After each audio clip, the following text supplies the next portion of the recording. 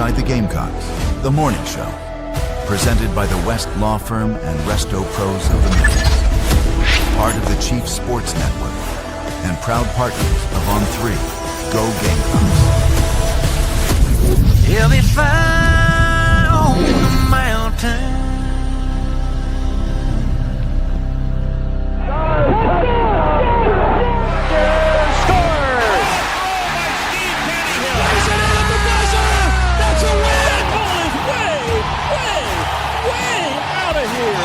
Consecutive home runs for Carolina. It is good.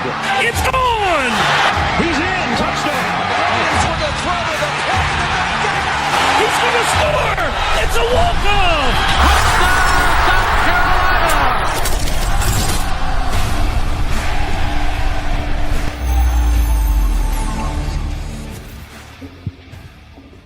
All right, greetings and good morning. Welcome aboard. Welcome home. I didn't hear the anthem, but that's all right. It's 10 o'clock. Welcome to the morning show presented by the West Law Firm and Resto Pros of the Midlands, Resto Pros Midlands SC.com. Rob Williams will be in just a moment, and we've got Blackjack Veltri.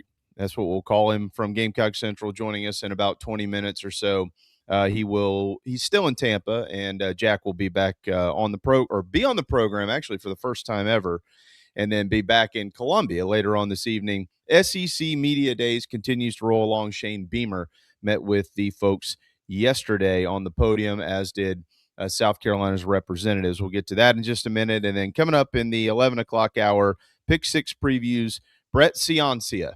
He will join us to talk about South Carolina and 7 other teams in the SEC, including many of their opponents this season. And we will have him back next week as well to preview the rest of the league. But it is time for the Gamecock Report presented by Gamecock Traditions. What's going on in Gamecock country? It's the Gamecock Report presented by Gamecock Traditions on the morning show. Visit GamecockTraditions.com or in Lexington and get your gear and apparel today.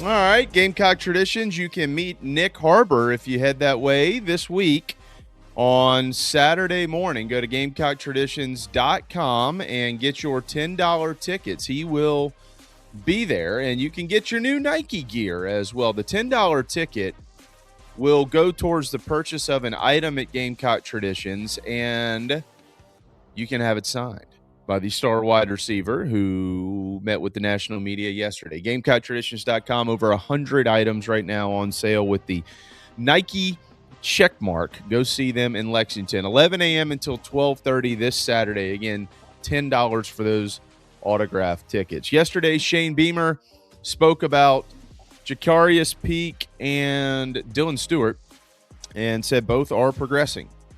And when they're ready to play, they'll play. If that means week 1 against Kent State or week 3 against Mississippi State, they're going to play them no matter the competition. We continue to hear, for what it's worth, internally that they are ahead of schedule, and we feel good about that. So we'll see where it goes, but Beamer did not release a lot of intel on the specifics about when they will be back full go for South Carolina. A reminder, practice will begin 2 weeks from this Friday, and that is August the 7th. The kicker position, according to Beamer, is wide open. He did not mention Mason Love's name.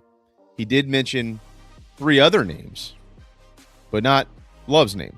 Max Kelly, Belafant, and Malik Orson, who transferred in this summer. But we're going to keep our eyes on Love because he has been mentioned before, and we'll see where this thing goes. Beamer told us specifically in April he'd rather not have one specialist carrying 2 different roles. So we'll see what happens there. Also, according to Shane Beamer and according to Nick Harbor, they are kind of embracing that underdog role. As we heard yesterday, multiple times that came up. Beamer and Harbor, hey, yeah, people kind of think we're not very good. And that's where they're going to go with this year in 2026. Now, they have done it before, and it has worked. They are underdogs, according to some. There are others, though, who are higher on the Gamecocks, as we have noticed. But yesterday at Media Days, that was certainly kind of the mood that they were in. And a Carolina baseball note, if you happen to read the intel briefing that I put out yesterday evening, the Gamecocks are at 33 players on the 2027 baseball roster. That includes one unnamed commitment. And he should be revealing himself, I would think, pretty soon. They can carry 35. They're hoping to sign star shortstop Ethan Bass. They are firmly in the mix there. I would currently call them the leaders. And he is the 61st ranked prospect in the 2026 draft. He did not go for multiple reasons. And one other arm. That would complete the 35-man roster for South Carolina this upcoming year. And so we should know much more on that here pretty soon. That's it. The Gamecock Report presented by Gamecock Traditions, GamecockTraditions.com. Also, always a reminder to go to fourquarterfriday.com. If you're from South Carolina and you like South Carolina high school sports, we're covering it pretty thoroughly as it stands today. Rob Williams is him and Matt Smith are the leaders over there, and Rob joins me now. Good morning, my friend. Good morning. Good morning. It's good to be here. Running a little bit this morning, but it's fantastic to be back. ITG is back. It's good to be back in a familiar spot, and we're glad to be here covering high school sports, of course, as we are under 1 month now, JB, until the start of high school football games. Yeah. We are way less than that before the start of fall camp. It's hot out there.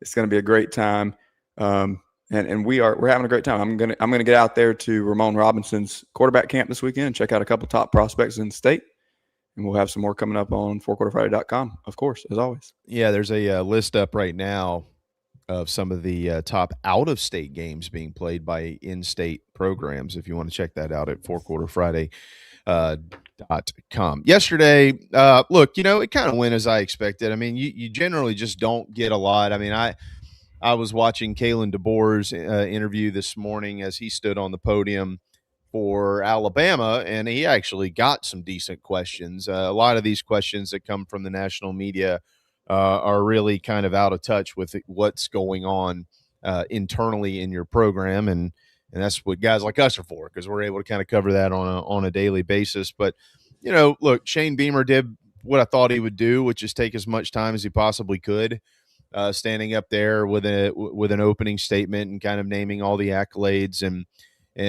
he mentioned Coach Fink, which was awesome. But our friend Steven Garcia, who we'll get on here as soon as we can get him in and get a health checkup from him and let him tell everybody go Cox. But I didn't. There was nothing that really he said that we haven't reported on and been factually correct about to this point. It was all kind of just recapping where they've been and where they are as they enter camp. I think that one of the things that I have noticed recently is the almost I don't know if it's an overlook or oversight, or maybe they just don't care because they don't think that no matter who it is that South Carolina can be good enough to overcome the challenges they've had. I don't know. But I mean, a lot of these national guys and a lot of these outlets from other entities outside of South Carolina that are asking Shane Beamer questions aren't saying a word about Kendall Briles, which has been very odd to me. And I've always been a big Paul Feinbaum fan, dating back to when I had my morning show. He did a bunch of cuts for us for bumpers and things like that, and really appreciate Paul. Always appreciate Paul. But yesterday, Beamer's interview with Feinbaum, there was nothing of substance when it came to, look, your offense was bad, and here are the things that represent that. And you went out and you hired Kendall Briles, what has that been like over the last 6-7 months to get that changed? What is different about Kendall from the guys that you hired from the past? Like, you would think these questions would be asked, and they just haven't been.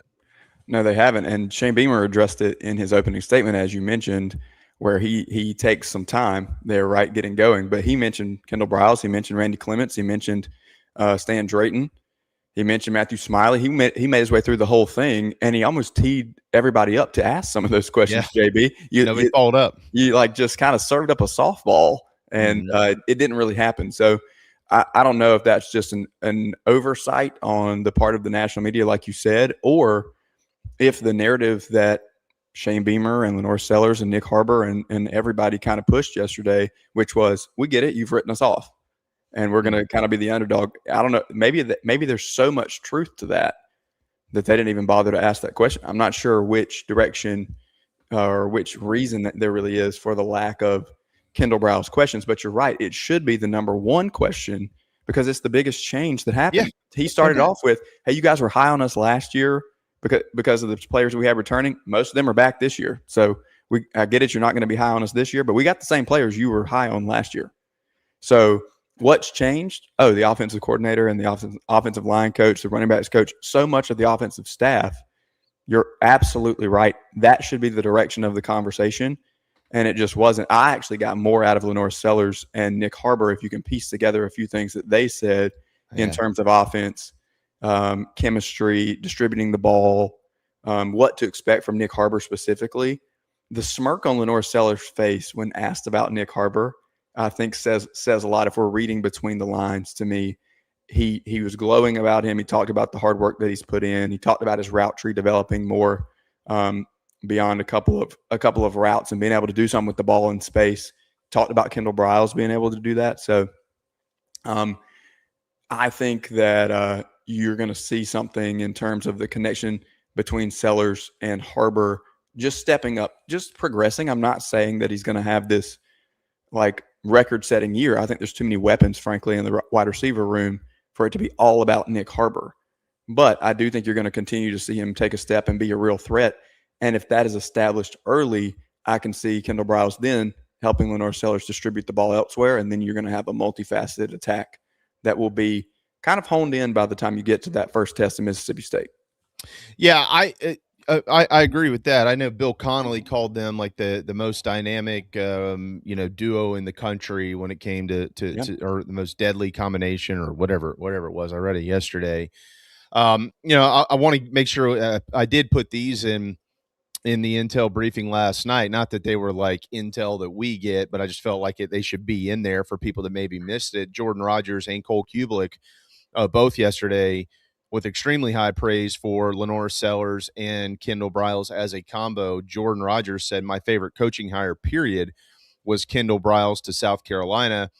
He said this fit with what Kendall Briles wants to do, with what Lenore Sellers is good at. His skill set is a marriage that is going to be perfect. Kendall Briles is going to maximize Lenore Sellers. The system is going to be great for him. And Cole Kubelik said it's a beautiful fit. I think Lenore Sellers is going to have a big year. But one of the things that Kubelik also kind of mentioned in his comments was, look, man, like there needs to be other wide receivers that step up. I don't think that's a major concern internally for South Carolina. He mentioned the running backs. I don't think that's a major concern for South Carolina for South Carolina internally.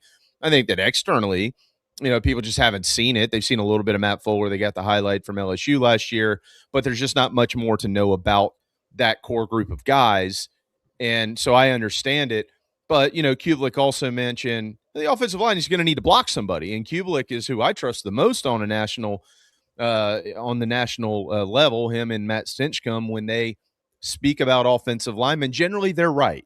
And matter of fact, I don't even know that I can remember a time where either one of those guys has ever been wrong, specifically to South Carolina with what we know. So I think they were all over that. But yeah, I mean, it's just kind of baffling to me. If you took Kendall Briles in the offseason and you put him down at LSU, Rob, or you put him at Ole Miss. I mean, Ole Miss needed to hire an offensive coordinator, and they got John David Baker out of ECU, who's a great hire.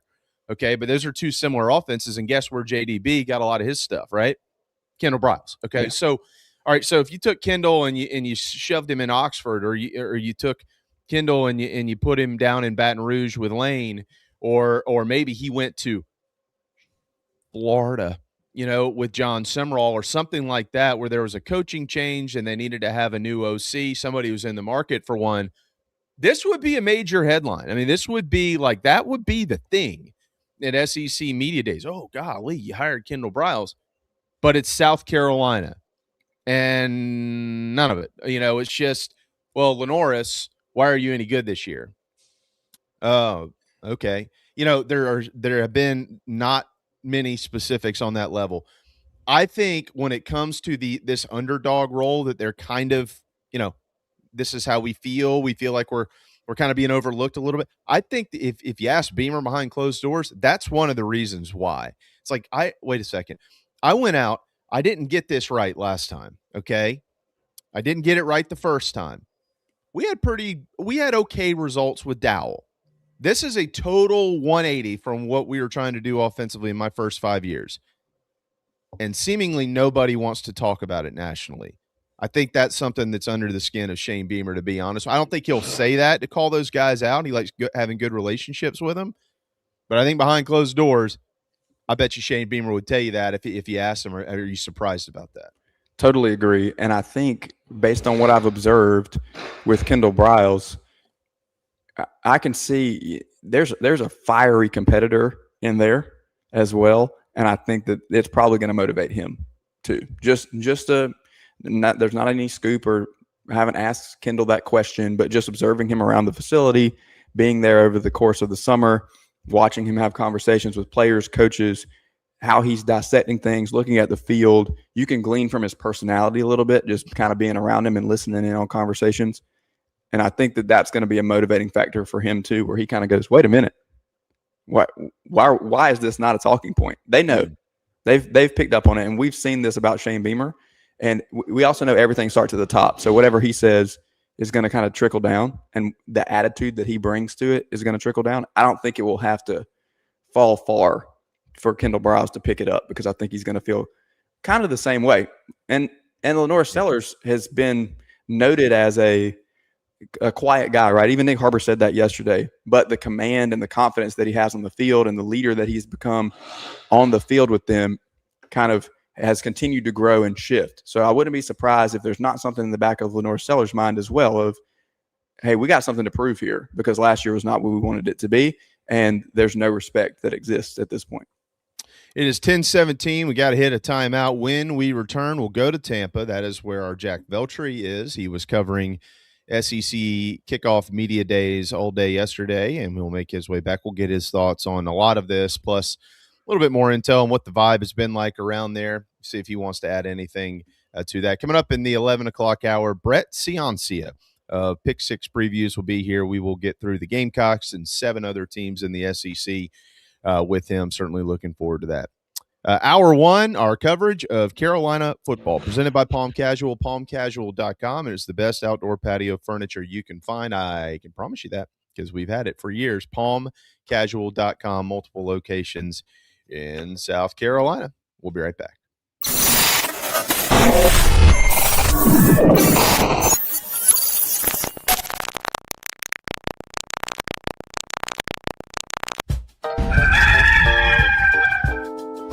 Dry Space Crawl Space Solutions are your local home protection experts. Crawl space encapsulation, sump pump and drain installs, humidity control, duct cleaning, basement waterproofing, concrete leveling, and French drains. We do it all. Visit dryspacecs.com. dryspacecs.com. Go Gamecocks.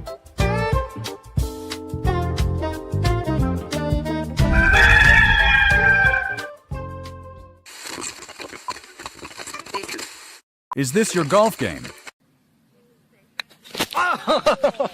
It doesn't have to be. Visit McKellarEnterprises.org and improve your game today. Test ride at Electric Bikes of Charleston today. Road trip ready. Ride comfortably. Forget road fatigue. The Veltri Fold 1 Plus features our exclusive Comfort Max frame design for an effortless, upright riding posture and a low step through. With an adjustable seat and stem, you'll be feeling great and ready for the next campsite adventure. Your back will thank you. Visit Electric Bikes of Charleston. ElectricBikesCharleston.com. Troy Branham of Golden Gate Mortgage can help you save big today anywhere in South Carolina. Over 27 years experience. Visit ggmortgage.com. Troy Branham of Golden Gate Mortgage says go Gamecocks.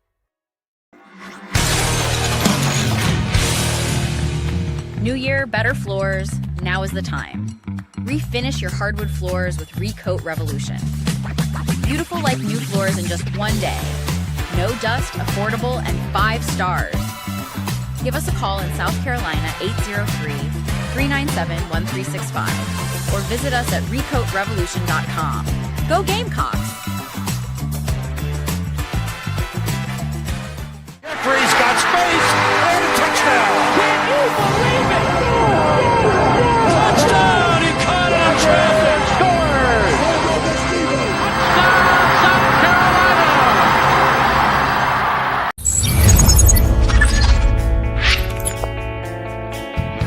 This is Inside the Gamecocks, part of the Chiefs Sports Network. It's time for Carolina football, presented by Palm Casual Outdoor Patio Furniture.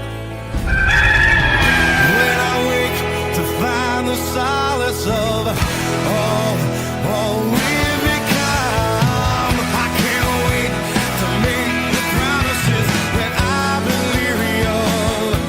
Take me down, let me see how I'll be there in the morning when times have changed. I'll be there through the lies and all. I'll be standing like your soldiers and you told. Through the days when I need to be alone, I will wait for you through the rise and fall. I'll be there in the morning when times have changed. I will wait for you through the rise and fall.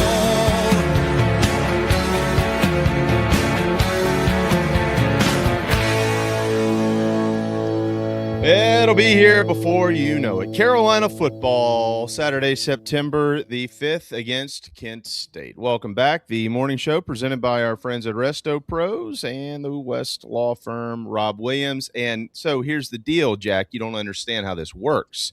When you come around here, you get a nickname. And we couldn't, I was way off. I got to give credit to Mike Morgan on this.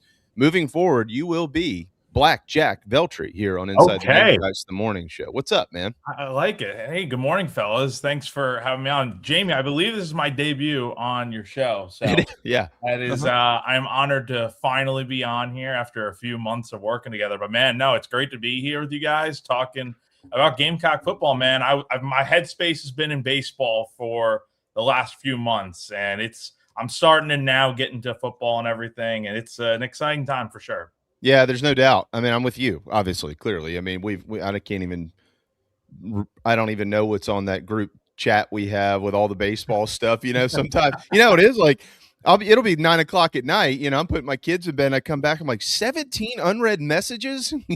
It gets insane, man. It does. I mean, the portal and building this roster is not slowed down at all, but man, I know we're talking about football, but man, I feel pretty good about where this baseball roster is at, especially after the draft here. Feel better. Yeah, no doubt. I told somebody on the staff the other day, I said, can y'all wrap this up so we can move forward to like practice and things that are more fun?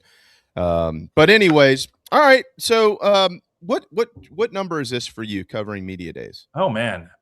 This is only my third year doing media days because did it last year in Atlanta. That was an easy drive. I went to Nashville in 23. And then 24, we didn't go because it was all the way out in Dallas. So, yeah, made the trip down here to Tampa on Monday afternoon, heading into night. And, yeah, this is my third time here. How is it compared to Atlanta and Nashville? Well, I got to say, number one, it helps out a lot staying at the hotel where the event is going on. So it's a Tampa Marriott out here. So, no, definitely great out here. Very convenient. I was literally just on Radio Row a few minutes ago, and then I'm walking up here. It's nice not having to get in a car and drive 15 minutes to a hotel or whatever. But no, the scene is great here, man. It's a lot of big names here. Nick Saban's rolling around here today. I was telling Tyler Head on 107.5 The Game earlier, like, I think today's the best day with media days because you got Bama, You got Texas A&M, you got Ole Miss, all playoff teams right there. And then you got Florida, who I think is a sneaky good team that South Carolina will play this year with John Summerall now as the head coach. So today's a really good day for media days for sure. Yes, Summerall coming up here soon. DeBoer already met with the media this morning. Pete Golding, this will be his first, obviously, as taking over the Rebels, and Mike Elko this afternoon. We'll see who has the kahunas to ask Pete Golding about Dabo Swinney calling him out about 7 months ago, if anybody does. But all right, let's talk about South Carolina. Look, nothing earth-shattering, but I did just mention to Rob the one thing that I have caught that has been really noticeable to me hasn't been what has been asked. It's been what has not been asked, which is a lot more about Kendall Briles. I mean, the offense at South Carolina has been the story.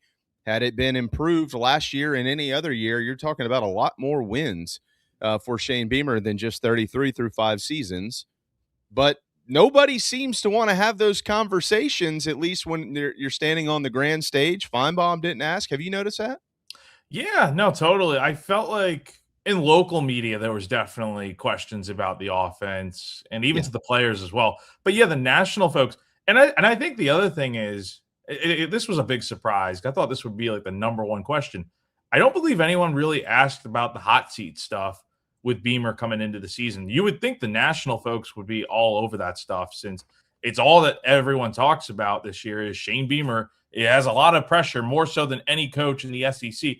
Matter of fact, probably like one of the, in the country, he's definitely got a lot of pressure going into this year. So yeah, I think not asking a ton about the Briles offense is a little surprising. Again, I wasn't in the main room yesterday because we had already spoken to him in the local media gaggle. So I caught some of what he was saying, but yeah, definitely a little surprised. I mean, shoot. I mean, there were probably more questions about the Texas A&M game last year. I feel like that was like Beamer said, can we not, like, I understand that perspective though. Like, you do not want to relive that PTSD from College Station.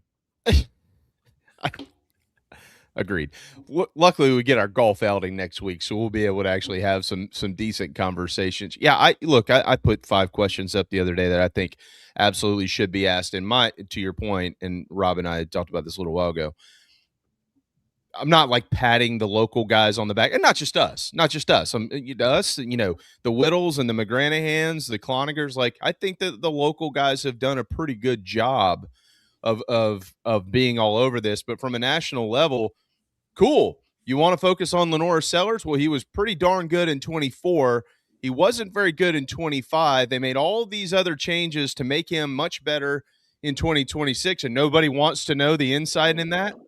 Strange to me, but yeah. What did you take away from this? Let's talk about the things that were discussed. And let's start with the kickers, because it's the SEC. I mean, for instance, Tennessee last year went 8-5. Well, they had to squeak out wins against Mississippi State, against Kentucky, and against Arkansas. Talking about like 3-point wins. They gave up over 30 points against teams that weren't very good, right? Okay, so Mississippi State might be able to score some points this year, Jack. Tennessee's probably going to be able to score some points. All the other teams on this schedule are notable. We'll see about Kentucky, but Will Stein, they can score points. You're not going to score a touchdown every time. They're going to have to kick field goals. I generally, under Shane Beamer, I make fun of JC. Like, quit worrying about special teams. They're going to be fine. The rest of it, I'm not concerned about. That I am. I think you go into camp and you got 3, maybe 4 kickers. He didn't mention Mason Love, but I wouldn't cross him off the list, which means you don't have one. How concerning is that? It's funny. I was just talking with an Alabama player in the main media room, and I asked him about South Carolina, and he was like, special teams, like that's the big thing with South Carolina. And if you're hearing it from them, I mean, like, I feel like the last 2 years, and this is nothing against Joe DeCamillis. I thought he did a fine job, but doesn't it feel noticeable? Like, the special teams have is it fair to say they've taken a step back since Pete Lembo is no longer, at South Carolina? Like, it kind of feels like that. And when you talk about the kicker situation, particularly, 2 years ago, speaking of that season with Lenoris and whatnot, there's a few games where, like, if South Carolina had a better kicker, they probably win some games. I look back at the LSU game, obviously. the Citrus Bowl, I think Herrera had doinked one, if I'm not mistaken, right before the end of the first half. Like there's one other game that's slipping my mind, but there were definitely some games 2 years ago that like South Carolina should be able to win if they had a better kicking situation. The same could go for last year. So yeah, he did not mention Mason Love by name specifically at all. He mentioned Malik Orson. You have Max Kelly returning, and then you have Upton Belafant, the transfer from a host of different schools at this point. I believe he was last year. Like Alabama, Texas Tech, Buffalo, handful of different places. So yeah, it's going to be interesting to see how the kicker situation shakes out. It was also interesting hearing Shane mention like he's not in any rush really to name a kicker. Like we've seen it before where he's taken this thing down to the wire. And even in some cases, I think it may have been 2 years ago, to where he didn't feel great about that situation. So you're hoping you put those guys in enough spots during camp to really get the most out of them, see what they can do. And then you hopefully have a kicker that is going to go out there and make big kicks for you, because you're right, Jamie. They're not going to score touchdowns every single time. Like you need to feel good, I think, about your kicker situation from like when you have a 45-yard kick and it's like 4th and 6. Well, you're not going to go for it most of the time. You could, but you shouldn't have to. You should feel good from anywhere inside of 45 yards. Anything outside, we'll see. But yeah, you'd like to have a guy that can go out there and be dependable for you this season. I think the trickle down when we look at kickers has really started in the NFL and worked its way all the way down to high school. Just in the conversations that we had with 4-Quarter Friday, Jack, you mentioned that 45-yard mark is kind of what you're looking at. I talk to high school coaches all the time who now say, hey, my kicker is hitting consistently mid-40s, pushing up to 50. I think that we're seeing college kickers begin to more consistently be in the 50s because the NFL kickers are now kicking 60-yard field goals. And so as the athlete that plays kicker continues to develop, we've seen this with like how the tight end position has developed and that sort of how it's used in the NFL as kind of that Wes said dual threat tight end, where it's a pass catcher and a blocker. It's an extreme athlete.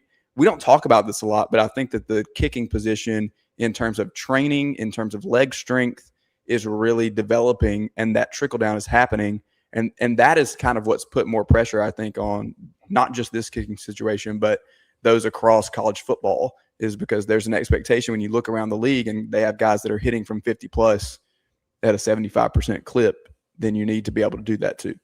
And you see all these clips out there, these guys in the summer doing their workouts, and they're kicking from 60, 70 yards. I get it's different, like where you don't have an offensive line and a defense rushing at you in front of you.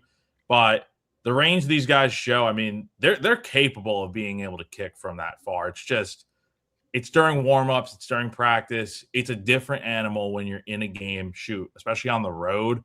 Like South Carolina's going to have some tough road games this year, and you got to go on the road and make a big kick down the stretch. You hope you have that guy that can make those kicks, right? When the pressure is on, doesn't matter how far the distance is. It could be a chip shot field goal. It's no guarantee because, I mean, say what you will, I think the crowd definitely plays a factor in some of these games, man. So, yeah, for South Carolina, I think the difference, there's so many things that you need to go right this year, but the one that you really can't overlook and that, I mean, it can slip up on you when you least expect it, is having a reliable kicker. I 100% agree. I know last year at TCU, they were, I think, 12 for 15, if my memory serves me correctly. But they only attempted 2 that were longer than 40 yards. And if I remember correctly, I was working on something about this. They were 1 of 2 on those kicks. This league's going to be a little bit different. They do play defense in the SEC. I'm thinking about it from the standpoint of maximizing points. And you know, nobody's saying you're going to sit here and settle for field goals. That's not what anybody's saying at all. But you do have to settle for field goals sometimes. And as you've already pointed out, Alabama's a couple of those games in the last couple of years where field goals could have helped them win the games, both of them. And, you know, here's the thing. It's not necessarily always about the percentage. Like, how many field goals did they kick? Well, they only kicked 15. That's not bad. Okay, good. It's about how many times did they choose to not kick because they weren't comfortable kicking. You know what I mean? Like, if you've got a guy, you know, you go back there was a great run here at South Carolina where you go 45 yards, take the points, and kick it. That has not been as easy of a decision the last couple of years for South Carolina. And if you're on the road in Norman, or you're on the road in Tuscaloosa, or you got Tennessee, who you might have to score to hang with, and you can't get 7, but you can get 3. You know you can get 3 from 45. You just want to be confident you can do it. So we'll see where it goes. But all right, what else stood out yesterday to you? Well, I asked Shane about the edge position. We know Dylan Stewart is, when healthy, he'll be out there starting. But the big question is, who's going to be starting opposite of him, right? And you have a lot of names. I don't know right now, until proven otherwise. I don't know if you have like a clear-cut number, a number 2 guy to go, toe-to-toe with Dylan on the other side of the defensive line, right? You have Caleb Herring, you have Drew Collins coming in. Maybe Herring's the most proven because he had a couple sacks last year at Tennessee and he's played a ton of games. Not a ton of starting experience, though, I will say that. You have Julian Walker coming in. What kind of impact can he make? And then you have a lot of returning guys that are heading into their second years with the program. George Wilson's a name that I know he got hurt last year with that season-ending knee injury. Wonder what kind of impact he can make because he seemed to be doing pretty well when he was at Campbell after transferring out of Florida State. The interesting thing that Beamer did say is that what he's looking for in that competition is guys that can make plays, but the obvious as well of having someone that can take a little bit of the pressure off of Dylan, because you look at last year, Brian Thomas had a great season, 7 sacks. But guess what? Dylan was still getting double teamed all the time. And it got frustrating for him, right? So you're trying to find someone that you don't need. You'd like to have a Kyle Kennard, right? Is that realistic to have a Nagurski Trophy winner? Probably not. So having someone that can just be good enough to be like, hey, you got to block me as well. You got to double team me sometimes as well. Does South Carolina have that guy? Time will tell. The other thing to mention was I asked a follow-up to Beamer of, can we expect to see some young guys contributing at that position? And he said, yeah, it's certainly possible. So I think it's going to be interesting to see who they end up going with. You'd like to have that guy figured out, just like the kicker situation. You'd like to have that figured out by the time SEC play rolls around, because I think you'll be able to play a lot of guys in those first 2 games of the year against Kent State and Towson. But yeah, you definitely want someone that can complement Dylan pretty well. I think that's the point, though, that you said right there at the end, Jack, and I won't take too much time with this, but they're going to rotate guys, and you can move them, as opposed to kicker where you kind of don't want to do it as much because you want that guy to get in a good headspace. But at least opposite of Dylan Stewart, we know they're going to rotate on the defensive front regardless. We've seen that. And so you're going to be able to get a bunch of guys in there with reps to really figure out who can rise to the top to grab that starting spot. Yeah, no, absolutely. I mean, we'll see how it shakes out. I mean, if I had to name a favorite, again, this is just my thoughts on it. Maybe it is Herring. I'd like to really see what Julian Walker could do. I mean, he's a huge guy, massive. Yeah. And so he was doing really good things. I feel like you don't flip a guy like that, and the significance of that back in December when he, decided to sign with South Carolina after being committed to Michigan. I feel like you don't get a guy like that and not play him. He's a guy that, especially with the way the NCAA eligibility rules have changed now to where red shirts are basically non-existent now, you may as well see what you get out of him and play him. So yeah, I think they're going to be rotating guys, Rob, but ultimately at some point, I think you would like to have a guy in there that can be like your Brian Thomas Jr., your Kyle Kennard, the guy that can complement Dylan really well in that room. I think equally as important is the depth of the defensive tackles. That is more than likely the top deepest room on the team. If you look at the wide receivers and then you look at the defensive tackles, you're going to see a lot of guys playing. They've told us that, and we know it. There's a bunch of talent in there. If those guys play well, it'll help those edge guys kind of fill in the gap. If you put Dylan out there, it helps get some one-on-ones inside too. But I'm just saying, if for some reason, we're waiting a little bit longer for number 6 to get on the field, there will be a lot more that falls on the back of Brownlow Dindy and Troy Pikes and Tomi Durajaye, et cetera, et cetera. All right, final thoughts here from SEC Media Days, Jack, as you wrap it up and hit the road back to Columbia. And then we got about one more week before we get a crack at pretty much everybody involved in Gamecock football at the Birdies with Beamer golf tournament. Yeah, the other thing that I was going to mention that really stood out, not that it's much of a surprise, but we'll see where South Carolina's picked in the media poll on Friday when that comes out. But we're going to see South Carolina leaning into this underdog mentality. Sellers mentioned it. Harbor mentioned it. Beamer certainly mentioned it. He thinks that everybody thinks this team sucks. So they're leaning into that calling card for, you would say, the third time in his tenure. It worked in 22. It worked definitely in 24. And we'll see if it works in 26. It is an even year as well. So South Carolina typically, for whatever reason, ends up having pretty good seasons when it's an even number at the end. But yeah, no, I think that's the fair way to look at it, because I think South Carolina is probably going to be picked probably like somewhere around 9, 10, maybe 11 in the preseason media poll. I don't know what everyone's thoughts are. Some people are very high on the Gamecocks for sure. But then there's some that, like, they look at last season and you had all that talent and you went 4-8. Well, how much better are you really going to be this year? So it's going to be interesting to see how South Carolina handles things this season. But having the underdog mentality definitely helps to some degree, because you look at the schedule, they're probably not going to be favored in a lot of these games. Maybe against Mississippi State, probably against Kentucky. Besides that, like, are they going to be favored on the road at Clemson at the end of the year? I don't know. What about the Alabama game on the road? Probably not. So, yeah, it's pivotal that South Carolina gets off to a strong start this year. But at the same time, like, yeah, leaning into that underdog mentality as much as you can. It definitely has worked before, and it could work again this year. I think it's a great point, by the way. I agree with you. I think they're favored in 4 of their first 5 games, and what happens in those first 5 games depends on how many games are favored in the rest of the way home. You've got one that you would like to think you'd be favored in on the road in Fayetteville, Arkansas. But that's it. As it stands today, all this would obviously change with the results of the season. But I think it's a really good point that you make there as well.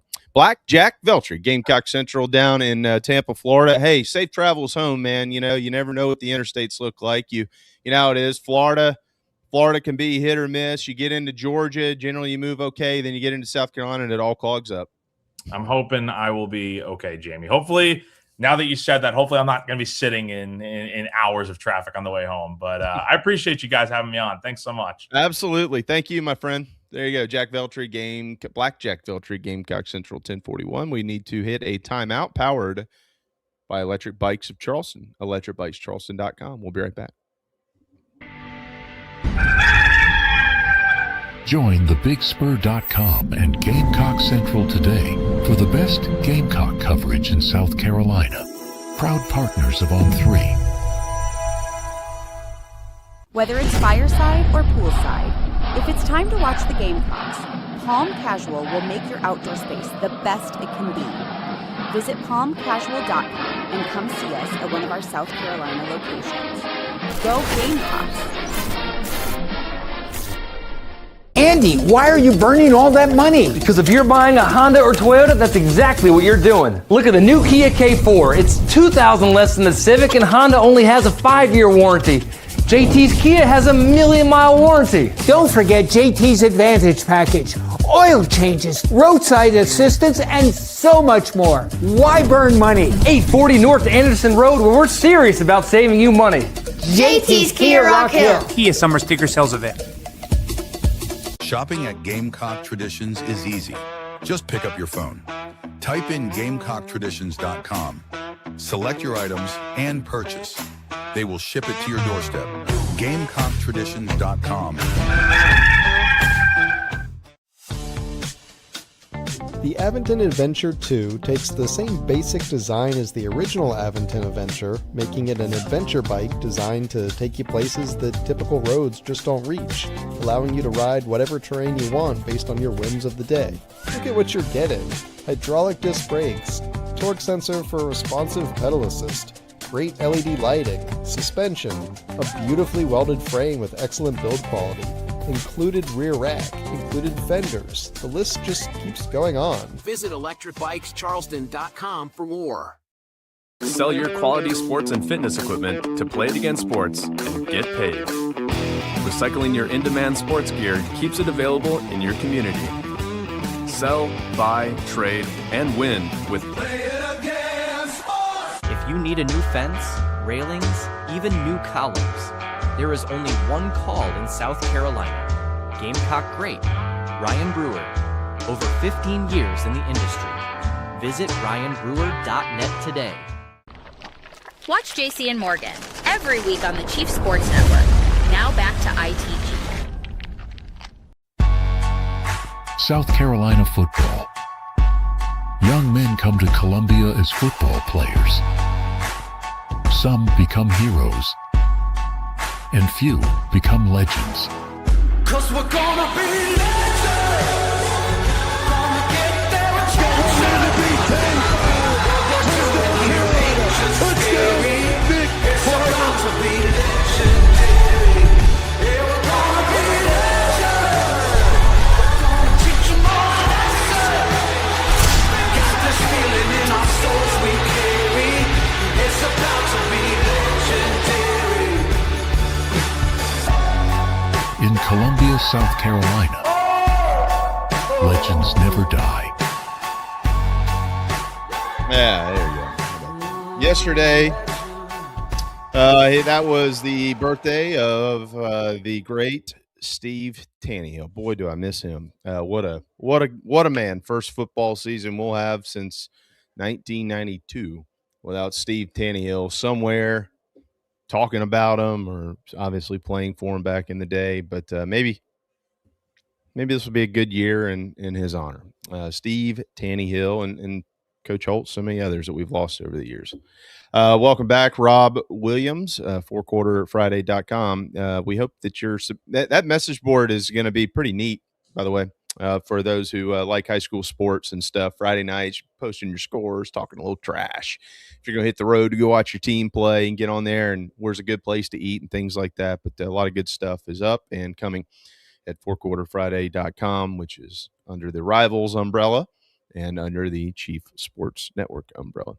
Thanks to Blackjack Veltri down there in Tampa, Florida. Brett Ciancia coming up here at 11:20 with Pick Six previews. We'll talk to him about South Carolina and 7 other football teams in the league. Many of the Gamecocks opponents. If you have you ever bought that, Rob? The Pick Six previews magazine? Yeah, I've taken a look at it and talked to Brett as well. We've talked about, I know Mike had him on. We've talked about having him on SEC Sunday night. You got him coming today. He does a great job. It's a cool product, especially in the day and age that we are in.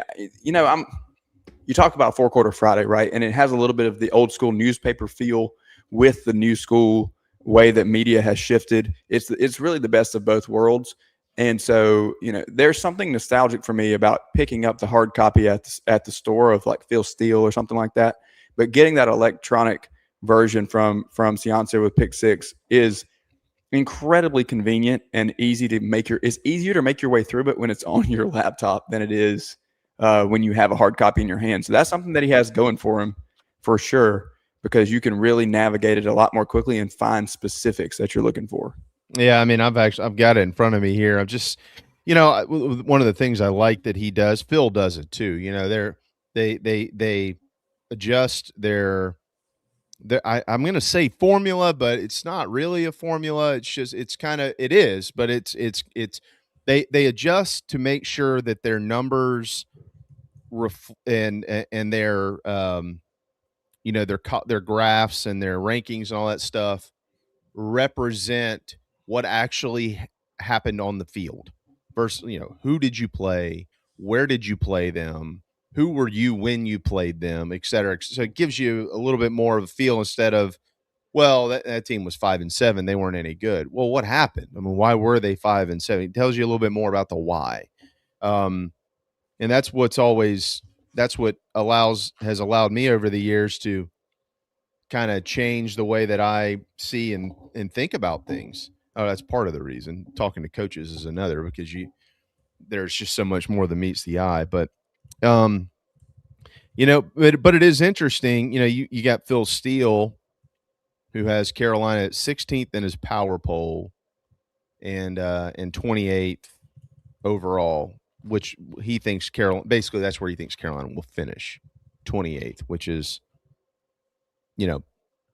8 and 4, 7 and 5, somewhere in there. Probably more 8 and 4. And I think that's reasonable and above a lot of the national expectation as well. I could sit here and make an easy path to 8 and 4, and I think that maybe JC said this at some point this week. It's been a little bit of a blur, but not comfortable setting a ceiling and not comfortable setting a floor for this team just yet. But you can definitely outline a path that gets to 8 and 4. Yeah, you could. Well, and here's the thing. Ciancia has South Carolina at number 28 in his Power 4 rankings. Okay. Which means, if you throw in a couple of group of fives that they're high on, he's maybe a little bit behind or under Phil, saying, maybe 30, low 30s, somewhere in there. Mm-hmm. So 7 and 5, 8 and 4. But then, you go look at the SEC stuff and you go, well, wait a second here. He's not very high in the Gamecocks. He's got them tied for 10th in the league with Missouri and right behind Auburn, right ahead of Florida. But that is another representation of a national. I would consider Brett Ciancia very much so a national media member. Yeah, doing their homework on the strength of the league. Mm-hmm. And this has become once again, another talking point, as it is in talking season, specifically after Greg Sankey spoke on Monday. Oh, here's the SEC again, beating their chest with how difficult it is to get through the schedule. And, I saw somebody yesterday, I'm not going to say who it was, point out that, last year, this team in I think it was Oklahoma in November, Oklahoma had to go here and go there and beat these teams. They also had to beat LSU. They also had to beat Missouri. They also had, and then somebody said, well, Missouri didn't even beat a team with a winning record last year. Right. Well, okay. So now that takes you further. You're kicking the can further down the road here, Rob. Now you're evaluating teams without winning records and their strength versus teams from other leagues without winning records. So it's a never ending fight. And that's why I don't engage in them. But when you go inside of the actual numbers that these guys present, that's where the case is made. And saying, look, here is why we say that this league from a depth standpoint is harder than all the rest. Now, the Big Ten, I'm not bashing on them. Like, they deserve all the credit in the world. The top of that league has been the best in college football. They've won 3 straight titles. But the strength in numbers in the SEC continues to be where it is. They just haven't had the national championships in the last few years. And they haven't had them, I think, because of that depth, Jamie. I think that when you go through the gauntlet that is the SEC and you don't make it through, you don't make it through healthy, or you have less losses or more losses. I think that the biggest thing, I hate the preseason polls and the preseason kind of prediction stuff. And, we're all going to do it because we're all kind of fiending for football at this point. And whether it's from a media standpoint, from a fan standpoint, everybody wants to talk football.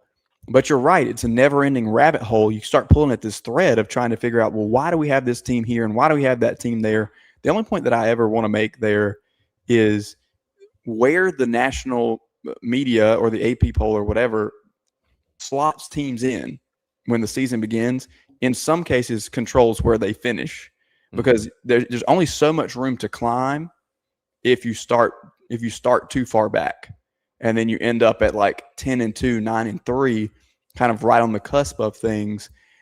The expectations and the bias that went into setting those expectations in the preseason can dictate kind of the amount that you jump when you win games and move forward. Like how much you mentioned those first 4, South Carolina probably favored first 4 out of 5 games. How they perform in those games could determine if they're going to be favored in some games down the stretch. But how much credit are they going to be given, Jamie, for beating teams like Mississippi State and Kentucky? What if they win those games by 10? They go out there and South Carolina looks good, but they don't look, overpowering or dominant or whatever. Well, there's not a big expectation for the Bulldogs or the Wildcats. So is that just kind of par for the course? And South Carolina's going to they're going to be like, yeah, they're kind of slotted where we thought they were, 10 to 12th in the league, and we'll move from there. That's where the preseason expectations kind of rub me the wrong way sometimes. Yeah, I think that, and I'll talk to him about this too.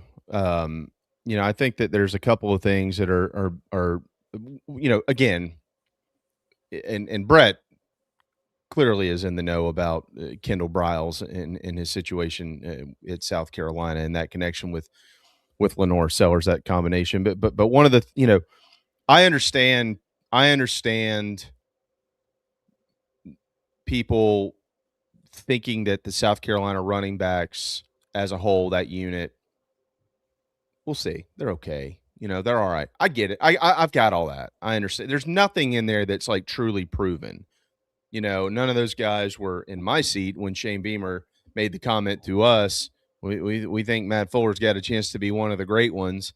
And even if they were, okay, what proof do you have of that? Because I haven't seen it. So I get why people rank that group where they are. They're 14th, 15th, 16th in the league. They are what they are. I think where people are really missing the mark is with the linebacking core and with the wide receivers. They return everybody in the wide receiver room, basically. I know Jacobs isn't back. You're missing some things, but they return everybody, man, and including Nick Harbor. And if Nick Harbor is really what people think he is, if you're a potential first round draft pick, it means you're a high draft pick at that position. Somebody's going to draft him very highly. All right. And then the linebacking core, again, I've said this before. I said it a little while ago about Briles. I think if you took Sean Murphy, who was at Florida State and Alabama, and if you took Justin Okoronkwo, who was where? At Alabama, two linebackers that Nick Saban wanted, and you took Fred Johnson, who everybody wanted, and all three returned in Athens, Georgia, or right now in Oxford, Mississippi, or in Austin, Texas, or a lot of these other larger college football markets, at least the way that the national media sees them, and programs with stronger history at linebacker, that would be a big story. But it is not in Columbia that these three guys return and that they have high expectations for that group. I just think that those two are being dramatically undersold. I agree with you, and I think that on the wide receiver front, I did like the mention of Jaden Sellers yesterday in the questions with Lenoris. I don't remember who asked him the question, but it was, is he one of your is Jaden one of your favorite targets because he's open or because mom says throw him the ball? And Lenoris kind of laughed and said, if he's not open, I'm not forcing him the football. And I'll tell that to my mom when I see her. But he was like, if he does well, if he puts himself in the right positions, he's gonna get opportunities to make plays. Very PR answer. Good job on Sellers for saying it that way. But you can read in there a little bit, Jamie, and we know this, that he's going to be a significant threat. He's going to find opportunities to get the football. And Lenoris also mentioned multiple times that Kendall Briles gets the ball to the players in space. And so when you think about Jaden Sellers working, I think that's going to be another piece that takes the pressure off of Nick Harbor. And then we've seen Donovan Murph, and on it goes. So I don't disagree with you. I don't know what is necessarily being looked at in terms of that crew. We're going to find out. 4-8. There's only some people that can. Yeah, there you go. There's only one group of people that can change that. That's the South Carolina football team. All right, what's coming up 4-quarter Friday on Friday morning? A couple of different things. We're going to be. I'm like I said, I'm heading to Ramon Robinson's quarterback camp this weekend. So we're working on potentially getting a spot with him either this week or next to preview or recap that. And we're looking down into the PD and the grandstand a little bit with some football news that's coming down the pipe. Previewing a couple teams there. We've had some people ask about that. So we're working our way down and around the entirety of the state. I know that Smitty Sockesty preview just hit the site just a couple minutes ago. I just got an email that it was live. And I've got 5 storylines in the upstate that should be out later today, and also some under the radar teams in the Midlands coming out later today as well. So wonderful. Several things to look at. Rob, appreciate you, brother. Good job. Absolutely. You guys join us on the Varsity Club. Got a lot of great questions that I want to hear answers from about these high school programs. So we'll see you soon. fourquarterfriday.com. If you've got questions about your high school program or others, hopefully you're a subscriber. It's $1. Try it out. $1. And hop into the Varsity Club and put them in there. We'll get them answered. Or they'll get them answered, not me. I got enough to do. JC and Phil join hour 2 next. If you own a home, don't wait on these home safety tips. Flush your water heater, clean your dryer vent, and inspect your roof annually. Don't forget to check washer hoses and caulk in wet areas. Visit RestoProsMidlandsSC.com. A really common fear in a workman's compensation case is what's going to happen to my job if I report this injury? And my answer to that is you still need to report your injury. I'm dealing directly with the insurance company, and the insurance company is going to treat you like a file number. So let me make sure that doesn't happen to you. Let me get involved in your workman's compensation case.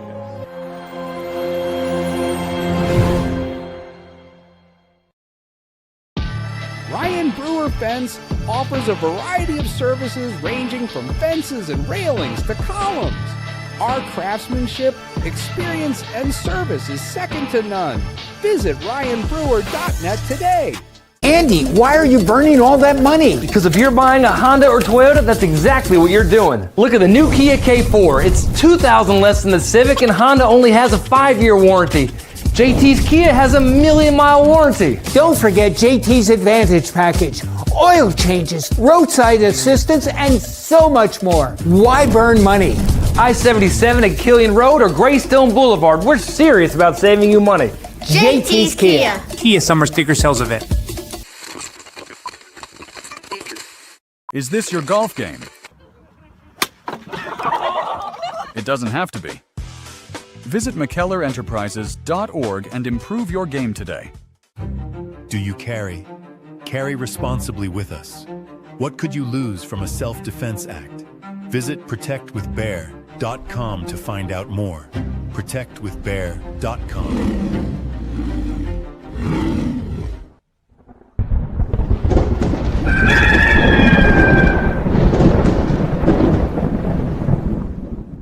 Tuned into Inside the Gamecock, the morning show, part of the Chief Sports Network, proudly presented by the West Law Firm, and brought to you in partnership with Resto Pros of the Midlands. Go Gamecocks!